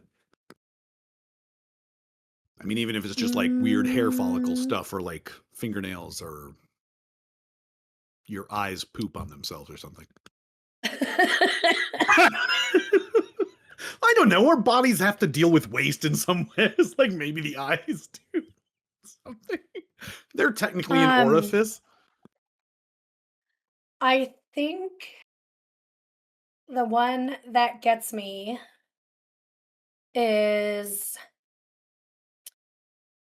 probably just, like, how resilient the human body is, Very, yeah. but I also get very baffled by how people can injure themselves, and because they maybe aren't feeling pain, they're like, "Oh, I have no stability in my knee, but it's fine." Oh, the honestly, it's amazing how much this kind of crosses over with like true crime, where or not even necessarily true crime, but like stories of almost like what is that 411 series? Lost 411 or There's a certain The missing series of 411? thank you. It's not well, I guess that's not a great analogy. People who survived. Like you hear stories of Yeah. people who were like lost in the woods and they talk about I felt this weird pressure in my ankle or my knee and I walked And for then 12 when they miles. look at it, then they're like, "Oh my god, Yeah, or or my or leg like is, like, broken." yeah, or like the paramedics are like they finally get to civilization and an ambulance shows up or whatever, and yeah, the paramedics are like, "How far away were you?" And you're like, "Oh, I don't know, I walked all fucking day." And they're like, "Dude, your ankle is like soup." You're like, "What?" And they're like, "You've been walking on Yeah, this all day?" that was like Mario with his knee from his Oh ski juring no! accident, Oh my god! where What? this man Yeah. this man tore his, uh he tore his PCL, his ACL, his MCL, and his meniscus. That's all the The only SLs. thing Ursia. the only I think is the right. ligament holding that knee together Yeah. was the LCL, the lateral cruciate ligament in his entire knee. And he was Yeah. walking around with like a knee brace. No. He was hobbling, but still, No. But still, yeah, he's until because he couldn't get the surgery right away. did he well, did he But know? Did he know how damaged it was? oh, he knew it was damaged, but I think not to the extent. Right. Yeah, he well And when he I felt looked at the pain. Like photos, I'm not questioning whether or not he thought something was wrong. But I'm guessing he this did is not know exactly like again how many the things he. extent. Right. Yeah, That's exactly what I'm talking about. Where like then they went to the doctor and the doctor like gets they were like, results "How are you and even standing right now?" right. They're like, "Sir, you drove yourself and you walked in here, and the only thing My mom holding your drove knee him, together." Oh, okay. and then I also drove him later Like, after surgery when he had to go back to the hospital because the nerve blocker didn't work oh, correctly. But yeah. that's a whole other That's story what, for yeah. another time. But he did walk. Like he wasn't in a Yes. wheelchair. Wow. Yeah. That And reminds then me of my after no, go surgery ahead. is when he probably was less mobile, Sure. As things are healing. understandably. Jesus. That reminds me of my Yeah. dad. He's had multiple knee surgeries now, but he had his first one, I think, when I think like the year 2000 roughly. Yeah. And he ended up having a second knee surgery several years later, just he getting older and he used to walk up and down mountains elk hunting and stuff. And so his knees were shot. So he had one done and then another one. And he couldn't help noticing that his second knee surgery healed in like maybe 3 months. Meanwhile, his first knee surgery still hurt and he still didn't have full flexibility. He's walking with like a cane and stuff. And he's like, well, maybe I should go in then because my second knee feels great. My first one still feels basically like I just got out of the hospital. Yeah. They go That would back have to and do with how he healed. well, so no, I don't remember if he had like emergency surgery or they did like an MRI or something, but the doctor came back to him and he's like, you've been walking? And he's like, yeah. And he's like, because the way your knee is put together is essentially like it's a metal piece that, like, while you're under anesthetics, of course, they drill into your pieces of bone in your legs so that both those pieces are secure. And one of those like screws was loose on like one side of like his knee. Yeah. So it Oh my wasn't like god. yeah, it wasn't a solid piece. And that's why the doctor was like, "You've been walking?" Like, dude, He you is like probably used how? to it just being chronic pain, Right. and And oh my but like god. it's just like loose in there. It's like how yeah, and so he ended up that's how he ended up doing his third knee surgery because it was to correct the first one that apparently hadn't been like Oh, seated properly and yeah, ugh. But yeah, it kind of getting back to your point, it's amazing what the human body can deal with and especially yeah, like when you get used to pain, like how you can try to get back to living your normal life even with yeah, what has to be excruciating pain. absolutely. So, pivoting entirely, I Right. What have are we theory talking number about? 4. The space Space, program. science. Right. Let's get Um, back. we are talking about how the flag is waving in the wind, but there was no Oh, wind on the moon. right, of course. Which again, So, like, I'm willing to give them the benefit of the doubt that, like, they are correct. The revelation of, like, there's no atmosphere, there's no wind, the flag should not be waving. But it does feel like just a little bit of more thought on that, like, especially the fact that there is no atmosphere. The answer, in my opinion, presents itself pretty easily.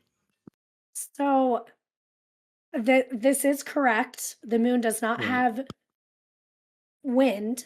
The moon does have what is called space weather, Oh which does yeah. not behave in the same way that Earth has weather. Like Right. they have like solar winds, meteoroid streams, and things that do constantly affect the surface of the moon, but it would not behave and act the same way that like wind does on Earth. Right. So You wouldn't they suddenly actually feel a are gust and correct. like, yeah. Yeah, they are correct in that there would be no wind in the way we perceive it on Earth. And here's my question for you. Yeah. How closely have you looked at the flag? Me personally, and just to clarify, you mean the one on the moon, like in the footage that they've, Yes. yeah. Like the photo, how quickly have you looked at the photo? um, I've looked at it enough that I can say this is why I say that the answer presents itself pretty quickly if you have an understanding of, like, what, like, air is and wind, in the sense that if you put a flag, like, into the ground, even if if the air is very calm, there's no, you're on a day where there's no breeze, it's just going to sit there. But it is sitting there because it is wedged between a bunch of molecules of air, so it's not going to move. When you are on the moon, the whole idea that it doesn't have an atmosphere is exactly why the flag is waving, because there is nothing for it to, like, get stopped. There's no resistance. So any tiny minuscule, like, nudge that the astronauts do against this little pole that is holding this flag is going to make it look like it's whipping in wind, because, like, all of that force is just going to go through it. And that is why anyone who's seen those pictures, it has the rod that, like, holds the flag out, because if you didn't have, Yeah. like, yeah, if you didn't have the rod that was holding the flag out, it would just stick against the fucking pole. And Yep. oh yeah, okay. That, I I was was gonna wondering say what you I were pulling up. just pulled up the photo of it. So like Yeah. it is the rod that Hmm. holds it into place Gosh, did they not and iron that before they? Gosh, there's so many wrinkles in there. It looks good though. is Look at that. wrinkly It's very wrinkly. I don't think. because and like looks the way it does because they also had to transport it from Right. Earth to space. And So there's it no. got all folded and jostled around. Yeah. But every time someone's like, "Well, it's just sitting up there and like that's not real." I'm like, just just please look closely Yeah. at the flag and it will tell you, it will literally show you why it is out Yeah. the way it is And then if because you they thought ahead to put a right. rod in the Yeah. top so it would stand out. Right. Which again, it just shows you the brilliance of the people at NASA, where it's like, we've never been in this environment. Like we can't create a vacuum in, like that is mimics that kind of area, just like Yeah, in a huge space on Earth. Like, we just, it would take so much energy, and, like, we just can't do, yeah, we can't put astronauts into a vacuum chamber because we yeah, just don't have the energy for that.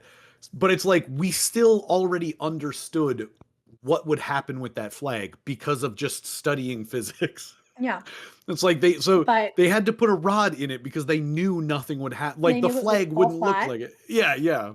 It would just Yep, fall down. and it looks like it's waveled and wrinkly and all that because it just got folded and squished and, Right. Well, because you you were even know, talking earlier about pre how, like, yeah, like the in way the the space flight program there. progressed. Yeah, like they you at one point had talked about how much bigger, quote unquote, like the capsule had gotten, and you were like, and it can hold two people. And I'm like, yeah, that's how big it is. And it's like to put a flag like inside that is they would have to calculate how much more fuel they would need just to add that flag. Like that's how Yeah. specific they are in terms of like sending the anything into space. Yep. Is like they would have measured the flag and the pole and the rod to hold the flag How so that much they it weighs, knew how big it exactly. Yeah, is, they how much weigh pieces it's literally got. everything. Yep. They need every Yep. single gram so they know exactly how much fuel they need. Yep. And it's like, yeah, you think they didn't think about the fact that there's no atmosphere or wind on the moon? They fucking thought about it. Well, and then also being weightless in space, they probably were like moving it around and like hitting each other with it because guys do weird things like that They for do. no reason. They do. So My favorite part I too is imagine they are just like sitting there like hitting each other with the flag and that's how it got so creased and folded. And it's like, yeah, I would you couldn't have like folded it nicely or something to keep it from yeah. being so creased up? No, I no, I no, would they did not. I would like to say that you're wrong, but no. I mean, you're thinking like if you're Buzz Aldrin or Neil Armstrong, you're thinking we might be there's a possibility we might be the only humans who ever walk on the moon. So we got to do some fun shit. Yeah, And you'd like to think that they know the weaknesses of their suits, but yeah, I can see what you mean. I'm just like, fuck you. Does this hurt? Can you yeah. feel this through the suit? Stop hitting yourself. Stop it.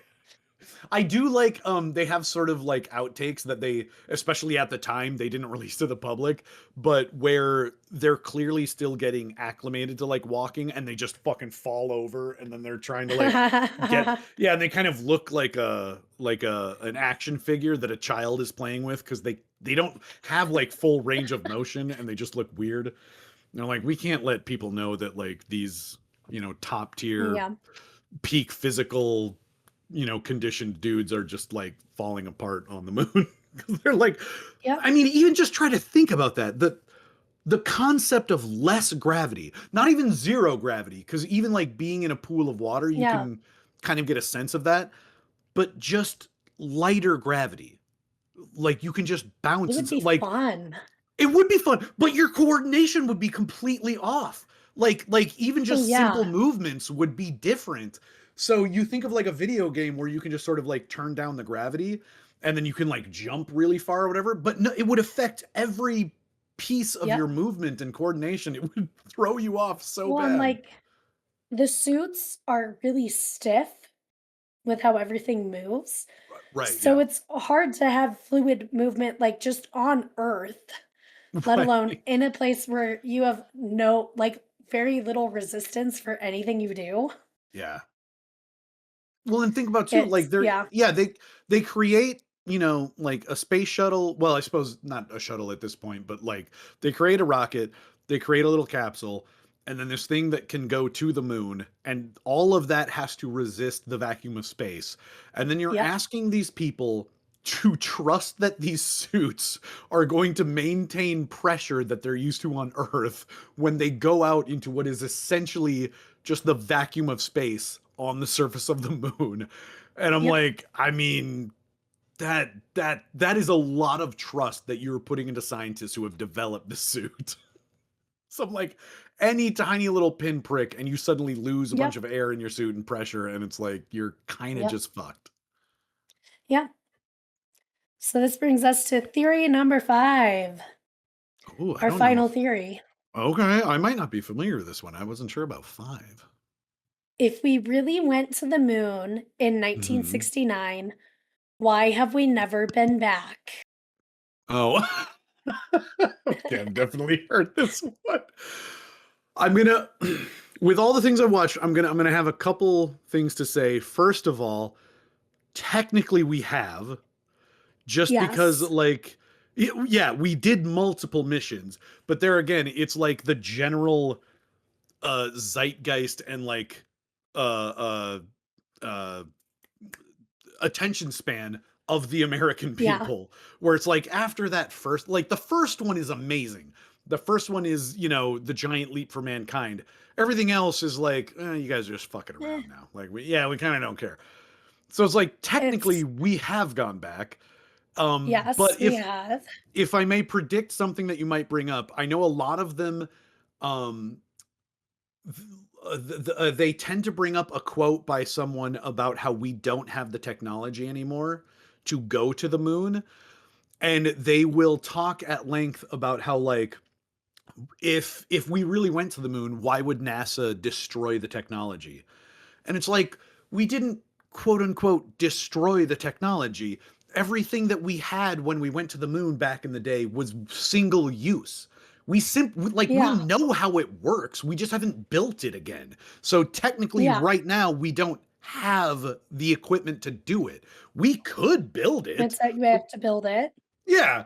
It's another moment of scientists just not being great at communicating things to the public, Yeah. because they will grab anything that sounds like something that they understand in terms of we don't have the technology anymore. And it's like, we know how to do it. We just don't technically have the equipment. But they'll Yeah. run with it in terms of like, well, this is what he said. And it's like, yeah, but what he said is like in a scientific context of like, we don't have the. Anyway, I could go on for hours about that, but it's just the Yeah. difference of like the context of scientific like understanding versus just the general public like hearing what they're saying and it doesn't quite mesh properly. Yeah. So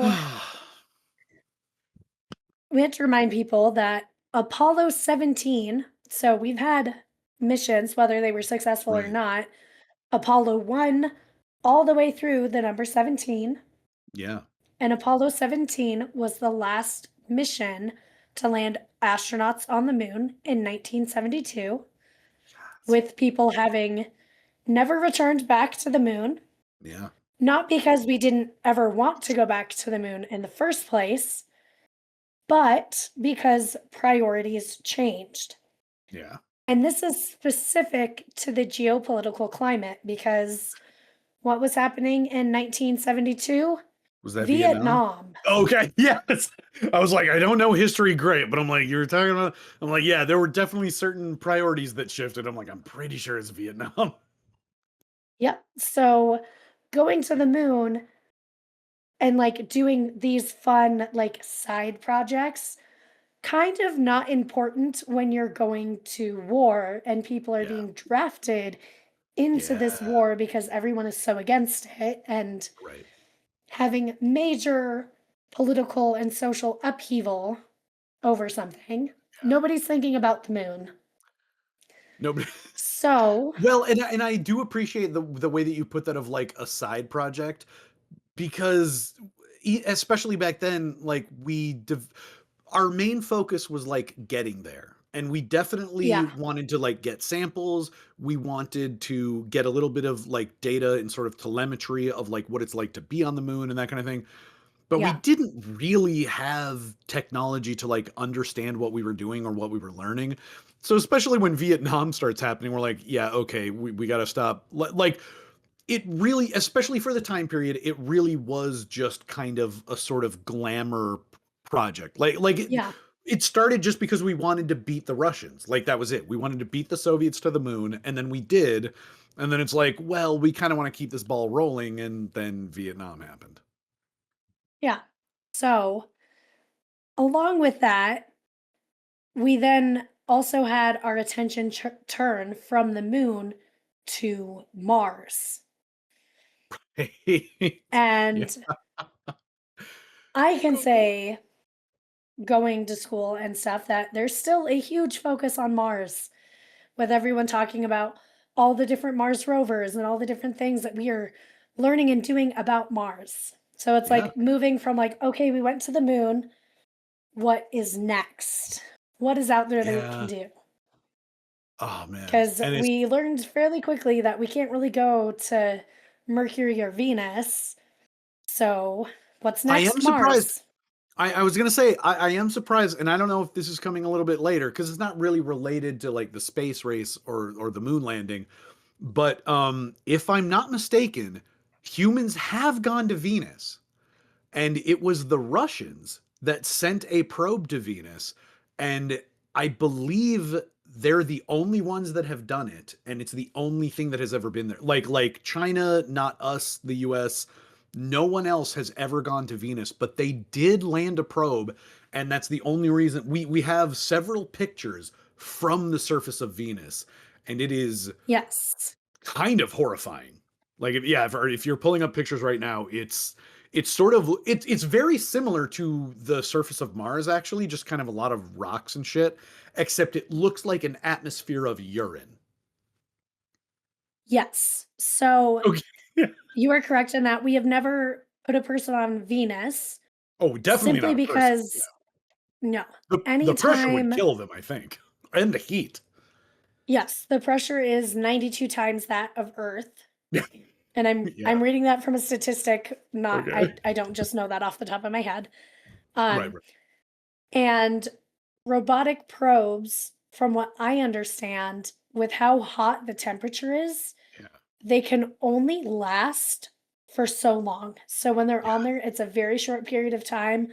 That thing Yeah. is never coming back No, for because sure. the temperature is so hot, it melts lead, Yeah. which I do have a temperature for you, Oh, is for hold on, hold on, hold on. 400.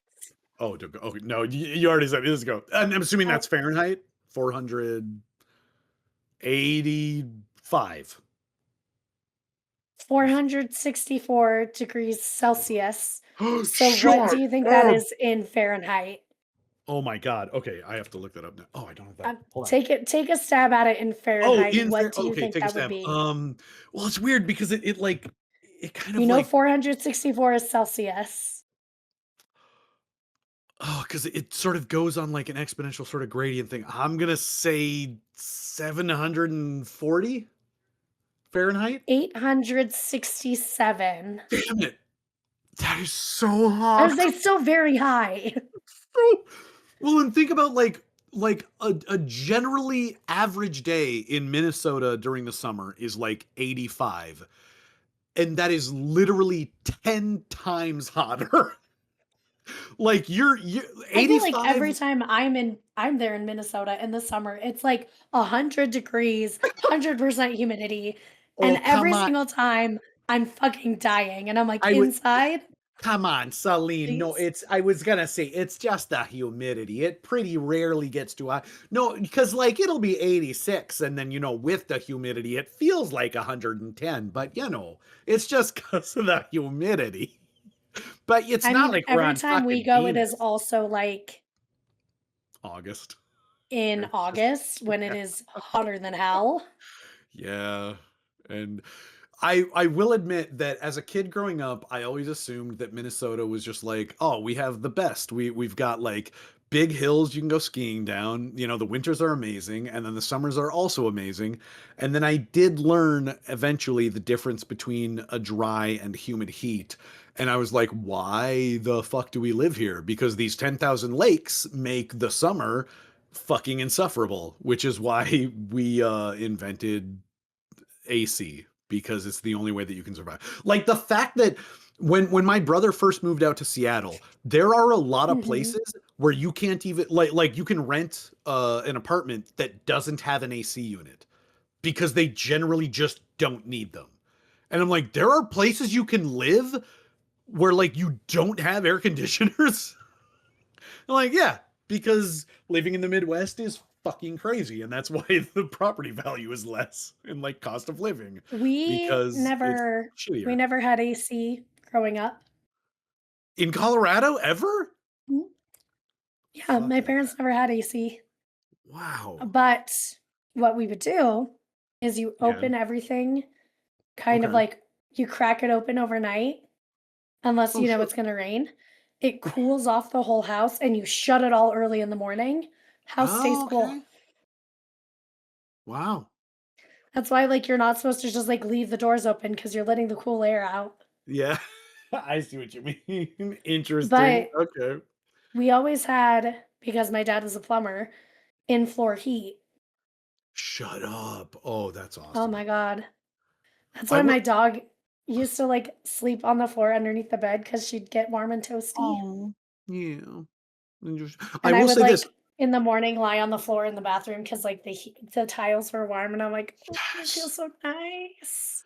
I'm gonna call my dad out here for a second because you've been to the barn at his place and he has a wood Yeah. burning stove. Not a lot of people know this. It is set up for in-floor heating. So he could, like, if you go to like one side, there's all these pipes and stuff. Oh, He could just hook up a thing that heats the whole thing automatically. And that wood stove used to be in the garage, so he only moved it because he knew that the oh, garage was going to be more of like him doing projects, and the barn was now going to be like the card playing area and like where we're going to do like New Year's and stuff. And that's it's where like, everyone's gonna like hang out. right. So he drilled a hole in the ceiling for the smokestack of the stove, even though it's set up for in-floor heating. He could just plug it into like a well system and a heater, and he could set it to any temperature he wants, and it would just radiate from the floor like frickin' magic. And then you could still have the Yeah. wood stove in the other building. Like, so if you wanted the ambiance of it, you could just move. But anyway, all right. I mean, he's not listening to this anyway, so it doesn't matter. But still, the fuck were we talking about? Are we talking about the moon landing? Yeah, we're talking about the moon landing. Yeah. So that is all I have on our conspiracy theories for the moon landing.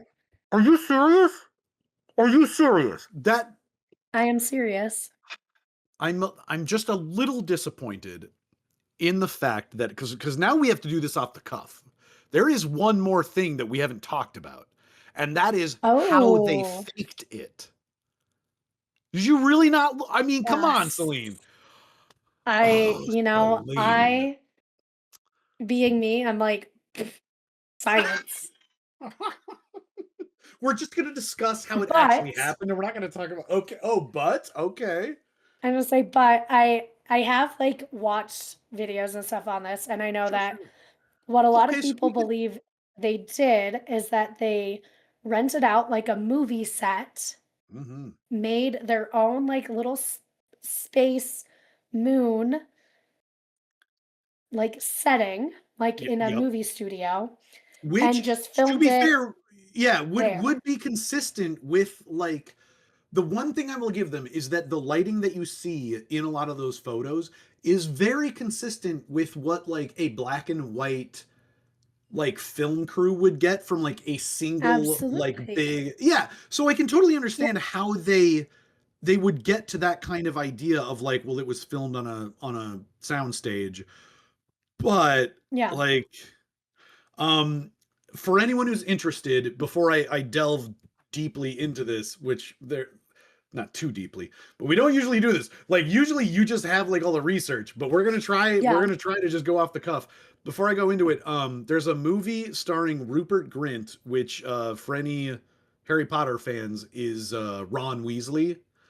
Ooh. He did a movie with Ron Perlman. And for anyone else who knows this guy by chance, Robert Sheehan. He's not huge in America, but he's a great like Scottish actor. Anyways, I think so. shout out to Robert Sheehan. But Rupert Grint and Ron Perlman did a movie called Moonwalkers that is specifically about this, where they faked the moon landing. And so it's another kind of alternate history film where they were like, this is the timeline where we really did fake the moon landing. And it has the whole thing where I think it was Nixon, because by then it wasn't JFK because he had already been assassinated. But he Mm. had two speeches prepared, where one was if they successfully made it home, but then the other one was if they didn't. And so Ah.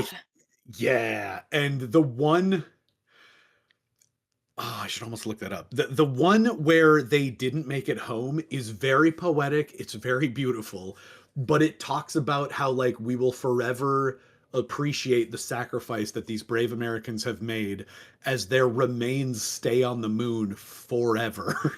Because like they're not That gonna, sounds about right. yeah. Well, and They're especially not they're making it home. It's not happening. no.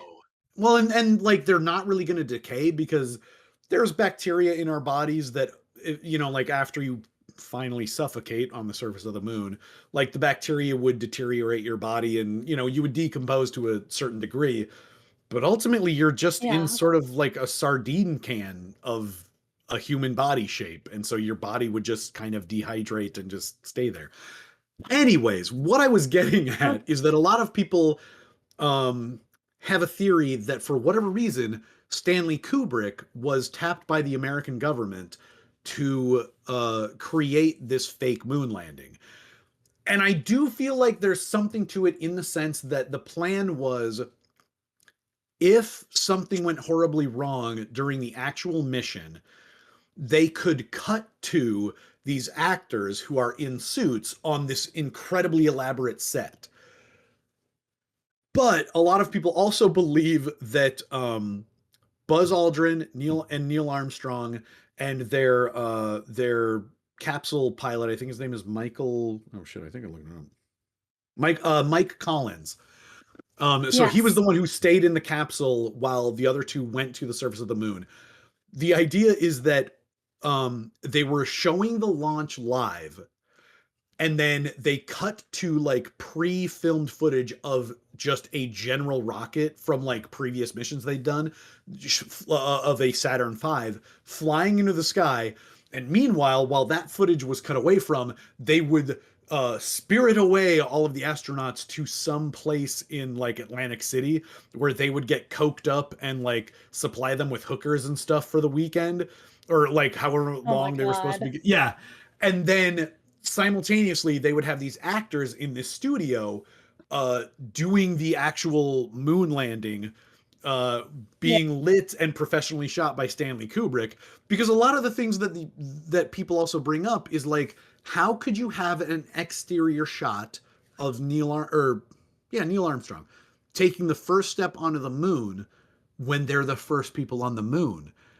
And as you mentioned before, that's not the only mission we've had to the moon. We had another thing Yes. basically drop a camera on the moon, and they knew Yeah. exactly where to land so that they would be there in the shot of the camera when they were there. Yeah. And Because I know there were several missions where yeah, they went to the moon, circled it, and then came right. back. Oh, They never and they had multiple missions where they tested like getting to and from the moon yep. before actually touching the surface of the moon. And I don't mean to So they didn't fawn just go to the moon and be like, let's just do right. it. Well, there They again, because tested it out first. yeah, if I remember correctly, again, yeah, it was Apollo 11 that was the first one to land on the moon. That means there were 10 more prior to that. And Yeah. not to fawn over the Apple series again, for all mankind, but they show you Apollo 10, which we don't talk about a lot, but they show a bunch of the missions that is the lead up to Apollo 11. And the actors that they have there and like the CGI they have to like show the shots, it's really gut-wrenching because you have these astronauts who are going through the motions of the mission that is the prep for Apollo 11, and they're both sitting there Yeah. and they're floating above the moon, and they're like, we could just pretend that we didn't hear NASA's uh like their Like orders. we Yeah, could. like it's right there. Like we could just go to the moon right now. And it ultimately comes down to one, that's not protocol. The whole point of this mission is to be the last one to prep for going to the moon. And we technically haven't prepped for going to the moon. So we might Yeah. not either have A, enough oxygen, or B, enough fuel to leave the moon. But at the same time, they're still like, Yep. dude, but even if we die on the moon, we could be the first people on the moon. And it's like, I can't imagine what it would be like in that moment to just be like, it's right there. We could be the first people on the moon. It's right there. I kind of wonder if Apollo 10 knew that they were going to be the last ones before actually going to the moon, or if that Oh, was known after the fact. that's a good. Because, I mean, I think the I would also show. kind of understand the thinking of Oh that. yeah, Now that you mention I'm gonna it, Google it. yeah. I think the show portrays it as them knowing that they are the setup. So they do know that the next mission is the actual landing. And I think that is what, because I feel like if they didn't know, they would just think of themselves as one more prep in the step. Like, so Okay, I can, yes, they were fully aware that they were not okay. going to land on the moon and that And they I, were like a dress rehearsal essentially. yeah. And I definitely see how that would give you more And they intentionally ambition. equipped it with less fuel Ah! and a heavier Yep. design to make it not tempting for them to land Wow. on the moon. Okay. I don't think the show goes into quite that detail, but they do mention. I remember them giving the implication that they knew it would be a one-way trip, but it was so tempting to be like, we could just go. Like we could just go to the moon. We could be the first. And but it's I think that is what sends them back, is it's like, look, do we want to be astronauts that have been to space and come home, or do we want to die on the moon? Because it's like, Yeah. you're not going to enjoy the accolades. Sure, not to mention you would be remembered as astronauts who disobeyed orders. So it's going Yeah. to, in addition to Werner von Braun, the Nazi scientist, you're also going to be astronauts who didn't follow the plan. So it's like, not to Yeah. mention, I will say one final thing. It was also important to have like the orbiting information of the capsule around the moon and then re-entry. So like Yes. they did the right thing. They were good astronauts. They knew that they needed the data, and they're like, no, we this is our mission. This is what we're here to do. We are here to circle the moon and come back. But they really play up the emotional vibe of that scene. They close in Yeah. so close on this guy's face. It's like, and they show you the reflection of the moon as it's like passing along the window, and it's like, it would be Yep. worth dying to be the first The people on the, yeah.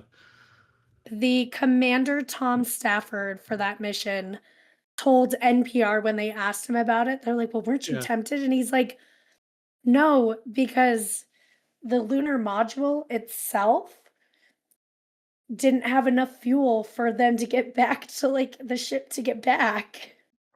Oh, okay, so maybe it wasn't as so maybe the show dramatized that a bit, because Oh, absolutely. I do He's suppose like, that "'Cause that we would have gotten stuck there and died." okay. Like, no. Okay, fair enough. So the human sense of survival is stronger than like the glory. Yes. They're like, no, I want to Yes. go home to my wife and kids. I don't want to die on the fucking Yeah. moon. Because it Okay. was the lunar module Snoopy, so the module that actually lands on the Oh, surface, they brought ew. it down and then brought it back up, so, like, they got it close to, like, test that Oh, it part. never actually touched the moon? No. Oh, Snoopy never landed on the moon. No, So close. Snoopy never landed on the moon, I didn't but know it that would was have called been Snoopy. That's I adorable. didn't either, but yeah, they purposely did not put enough fuel in it for them to, like, get off the surface of the moon, Right. And it comes back which to is very smart. I was just, Thinking ahead, NASA. I was just saying that. I'm like, that brings us back to just how smart NASA is and how much they calculate shit, because they're Yep. like just the forethought of thinking about the human condition of like, look, if we give these guys the equipment to actually go, they're gonna try to fucking go. It's like, that's not Yeah. what this mission is. We need the information. Do not give them the fuel necessary to return, because those motherfuckers are They're gonna like, "We know cowboy they it want up. to." Yeah, exactly. They're gonna go fucking yeehaw America style on this, and you know they're gonna go to the surface Yes. of the moon. They're like, "We're not fucking around." Yeah, that, oh, that's And, I amazing. mean, knowing that I mean, and I'm sure they probably still had moments where they're like, "I mean, if we did, we'd be the first ones on the moon, and, like, that would be great." And it's like, I "Yes, mean, but you do that and you die here. That is it for well, you." and I think it shows the mentality of like the kind of people that were trained to be astronauts and like do this kind of stuff. Because if it was Yeah. like evil Knievel, and they sent him up to space to be the first Oh, he person would to have been orbit. like, "Fuck it, let's go." Yeah, he's like, fuck this shit, let's do it. But it's like, no, we're like ace Navy pilots. We understand what a mission is. We know that the information and like the data that we're up here to collect is important. We have a job to do. We're professionals. We're Yeah. gonna do that job. But even within that, I'm with you. There had to be just because There there had again, to I'm be some basing this. because they're human. Yeah, I'm basing it off the show, and like I said, they really dramatize it. But there has to be that just eighth of a second where you're like, we could just go. Like I know we're not gonna make it back, but we could spend Oh, our yeah. last moments as the first humans on fucking. I almost said planet Moon. On the planet Moon. Yeah, I think I put too much booze in my drink. Well, Hey, it's the weekend, right? well, I So, work tomorrow, but anyway. I do too. Don't tell my boss. Oh yeah. I do you have customers when like you're kind of closing up that like they're leaving and they say have a good weekend and you're like, "Well, I work tomorrow, Yeah. but thanks." Yeah, yeah. I usually That just say, "Oh, thank you," because 'cause I'm like, I don't have yeah. the heart to tell them.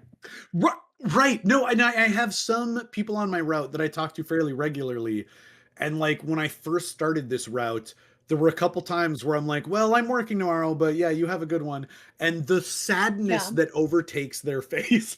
So, I am at the point where I'm just like, "Yeah, you too, thanks," and then I'm like, I'll just Yeah. enjoy the sadness of the fact that I work tomorrow by myself because they don't need that. Yep. Oh, people. Well, Celine, I want to thank you very much for an exceptionally enjoyable episode. It was Like I fun. said, I I could barely contain my joy when I saw this on the list. And I'm like, I have so many thoughts and I've watched so many Oh, videos and I wanted to not interrupt too much, but I just it's a great uh topic. and we still didn't really even touch on the whole Stanley Kubrick of it all. If for anyone who's listening, look up some videos about Stanley Kubrick's supposed secret messages in movies he's made, particularly The Shining. People think that there are Yes. whole things. Yeah, um, I am personally convinced that Stanley Kubrick was never even approached. I don't think there is anything to the idea of even really having a backup plan. I think we just Yeah. said we're going to the moon and that's it. I do, That is th- what I think. yeah, I do know that there, if I'm not mistaken, Nixon's alternate speech is saved in the Library of Congress, so you can read what he was going to say if they didn't make it, and it is kind of gut wrenching, but also it's very beautiful, so it's worth a read. But we did go to the moon, and if you think otherwise, do some research, I guess. Read a book. Yeah. Read a fucking book. Yep. As for the culmination of our little episode here, I will say that I was not expecting this pairing to be as good as it was. And I say this as someone who is now a bit inebriated, but when I first started, I was surprised at how I do at least have a tendency to make these drinks unusually strong, and I'm starting to think that a Yeah. lot of that has to do with the recipes that I find tend to call for a certain amount of like fresh squeezed lime juice or lemon juice, but I am using like the bottle thing, and I'm pretty sure that's highly concentrated. So when it says like 1 part vodka, 1 part orange juice, and 1 part freshly squeezed lemon juice, I'm pretty sure it's supposed to be like a quarter of like you're supposed to put it, yeah, because I put in way too much Yeah. lemon juice. This is one of the few ones where it's not very strong at all. And I think a lot of that has to do with just using whole milk, and it's a very simple recipe. It's just 3 ingredients plus Yeah. ice. So the kind of smoothing over nature of the milk versus the very sugary powdered donuts, I was surprised it actually worked out pretty well. I'm gonna give the whole Yeah. pairing an 8. I think the drink by itself is a 6, and the donuts are a 7. It's It's hard to beat just donuts that are covered Yeah. in sugar. It's kind of like I would Frosted Flakes, say but like giant. I would probably give it a 7 all around. Um, Hmm. I did see in the recipe that they had an option to make it like a boozy milkshake. And Mm-hmm. I was thinking about it and I was like, that is way too much sweet for me. Like the sweetness of the donut with the Yeah. sweetness of the milkshake, I'm like, that's a little too much. I my sweet tooth is not that strong. If you Right, got a right. sweet tooth, definitely go for that option. I feel like just a plain vanilla would do it justice. Do like Sure. some vanilla ice cream, dash of milk, and then Oh the yeah. vodka and the triple sec. You'll love it. It'll be great. But Well, yeah, and I don't I know if I feel like just overall, like, it's a pretty solid pairing. yeah, I well, and I agree because like I thought that especially based on the idea that they wanted like it's an orange liqueur, I thought it was going to be a lot sweeter. And Yeah. the they I didn't really have a proper ratio for like how much milk you're supposed because like part of it just says then top it off with milk. And I'm like, okay.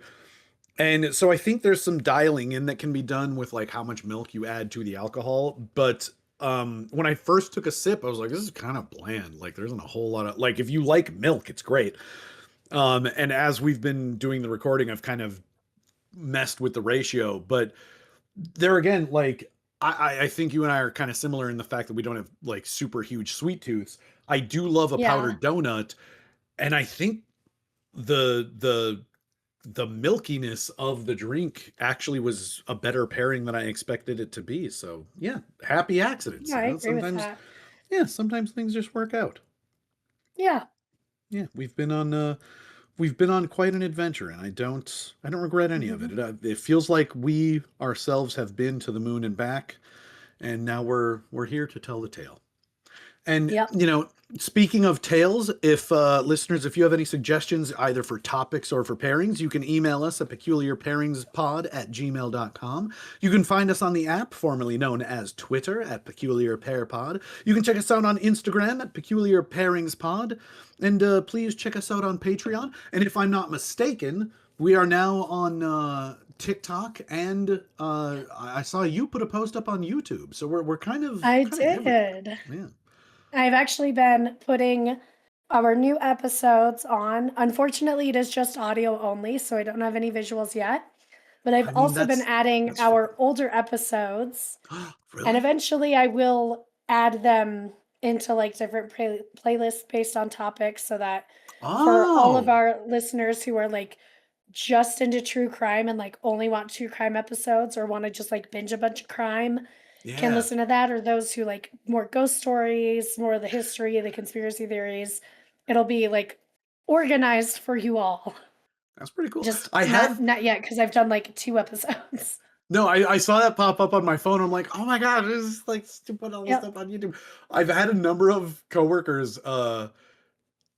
It still kind of surprised me how many listened and then how many told other coworkers, and then some of them would come up and like, I just heard you guys do a podcast, and I'm like, yeah, and they're like, well, what Yeah. do you guys talk about? And I'm like, well, do you like true crime and history and ghost stories and cryptids? And they're like, what? And I'm like, yeah, we kind of run the gamut of a bunch of different stuff. And I'm like, do you like alcohol and treats? And they're like, yeah. And I'm like, all right, then listen to whatever the fuck you want.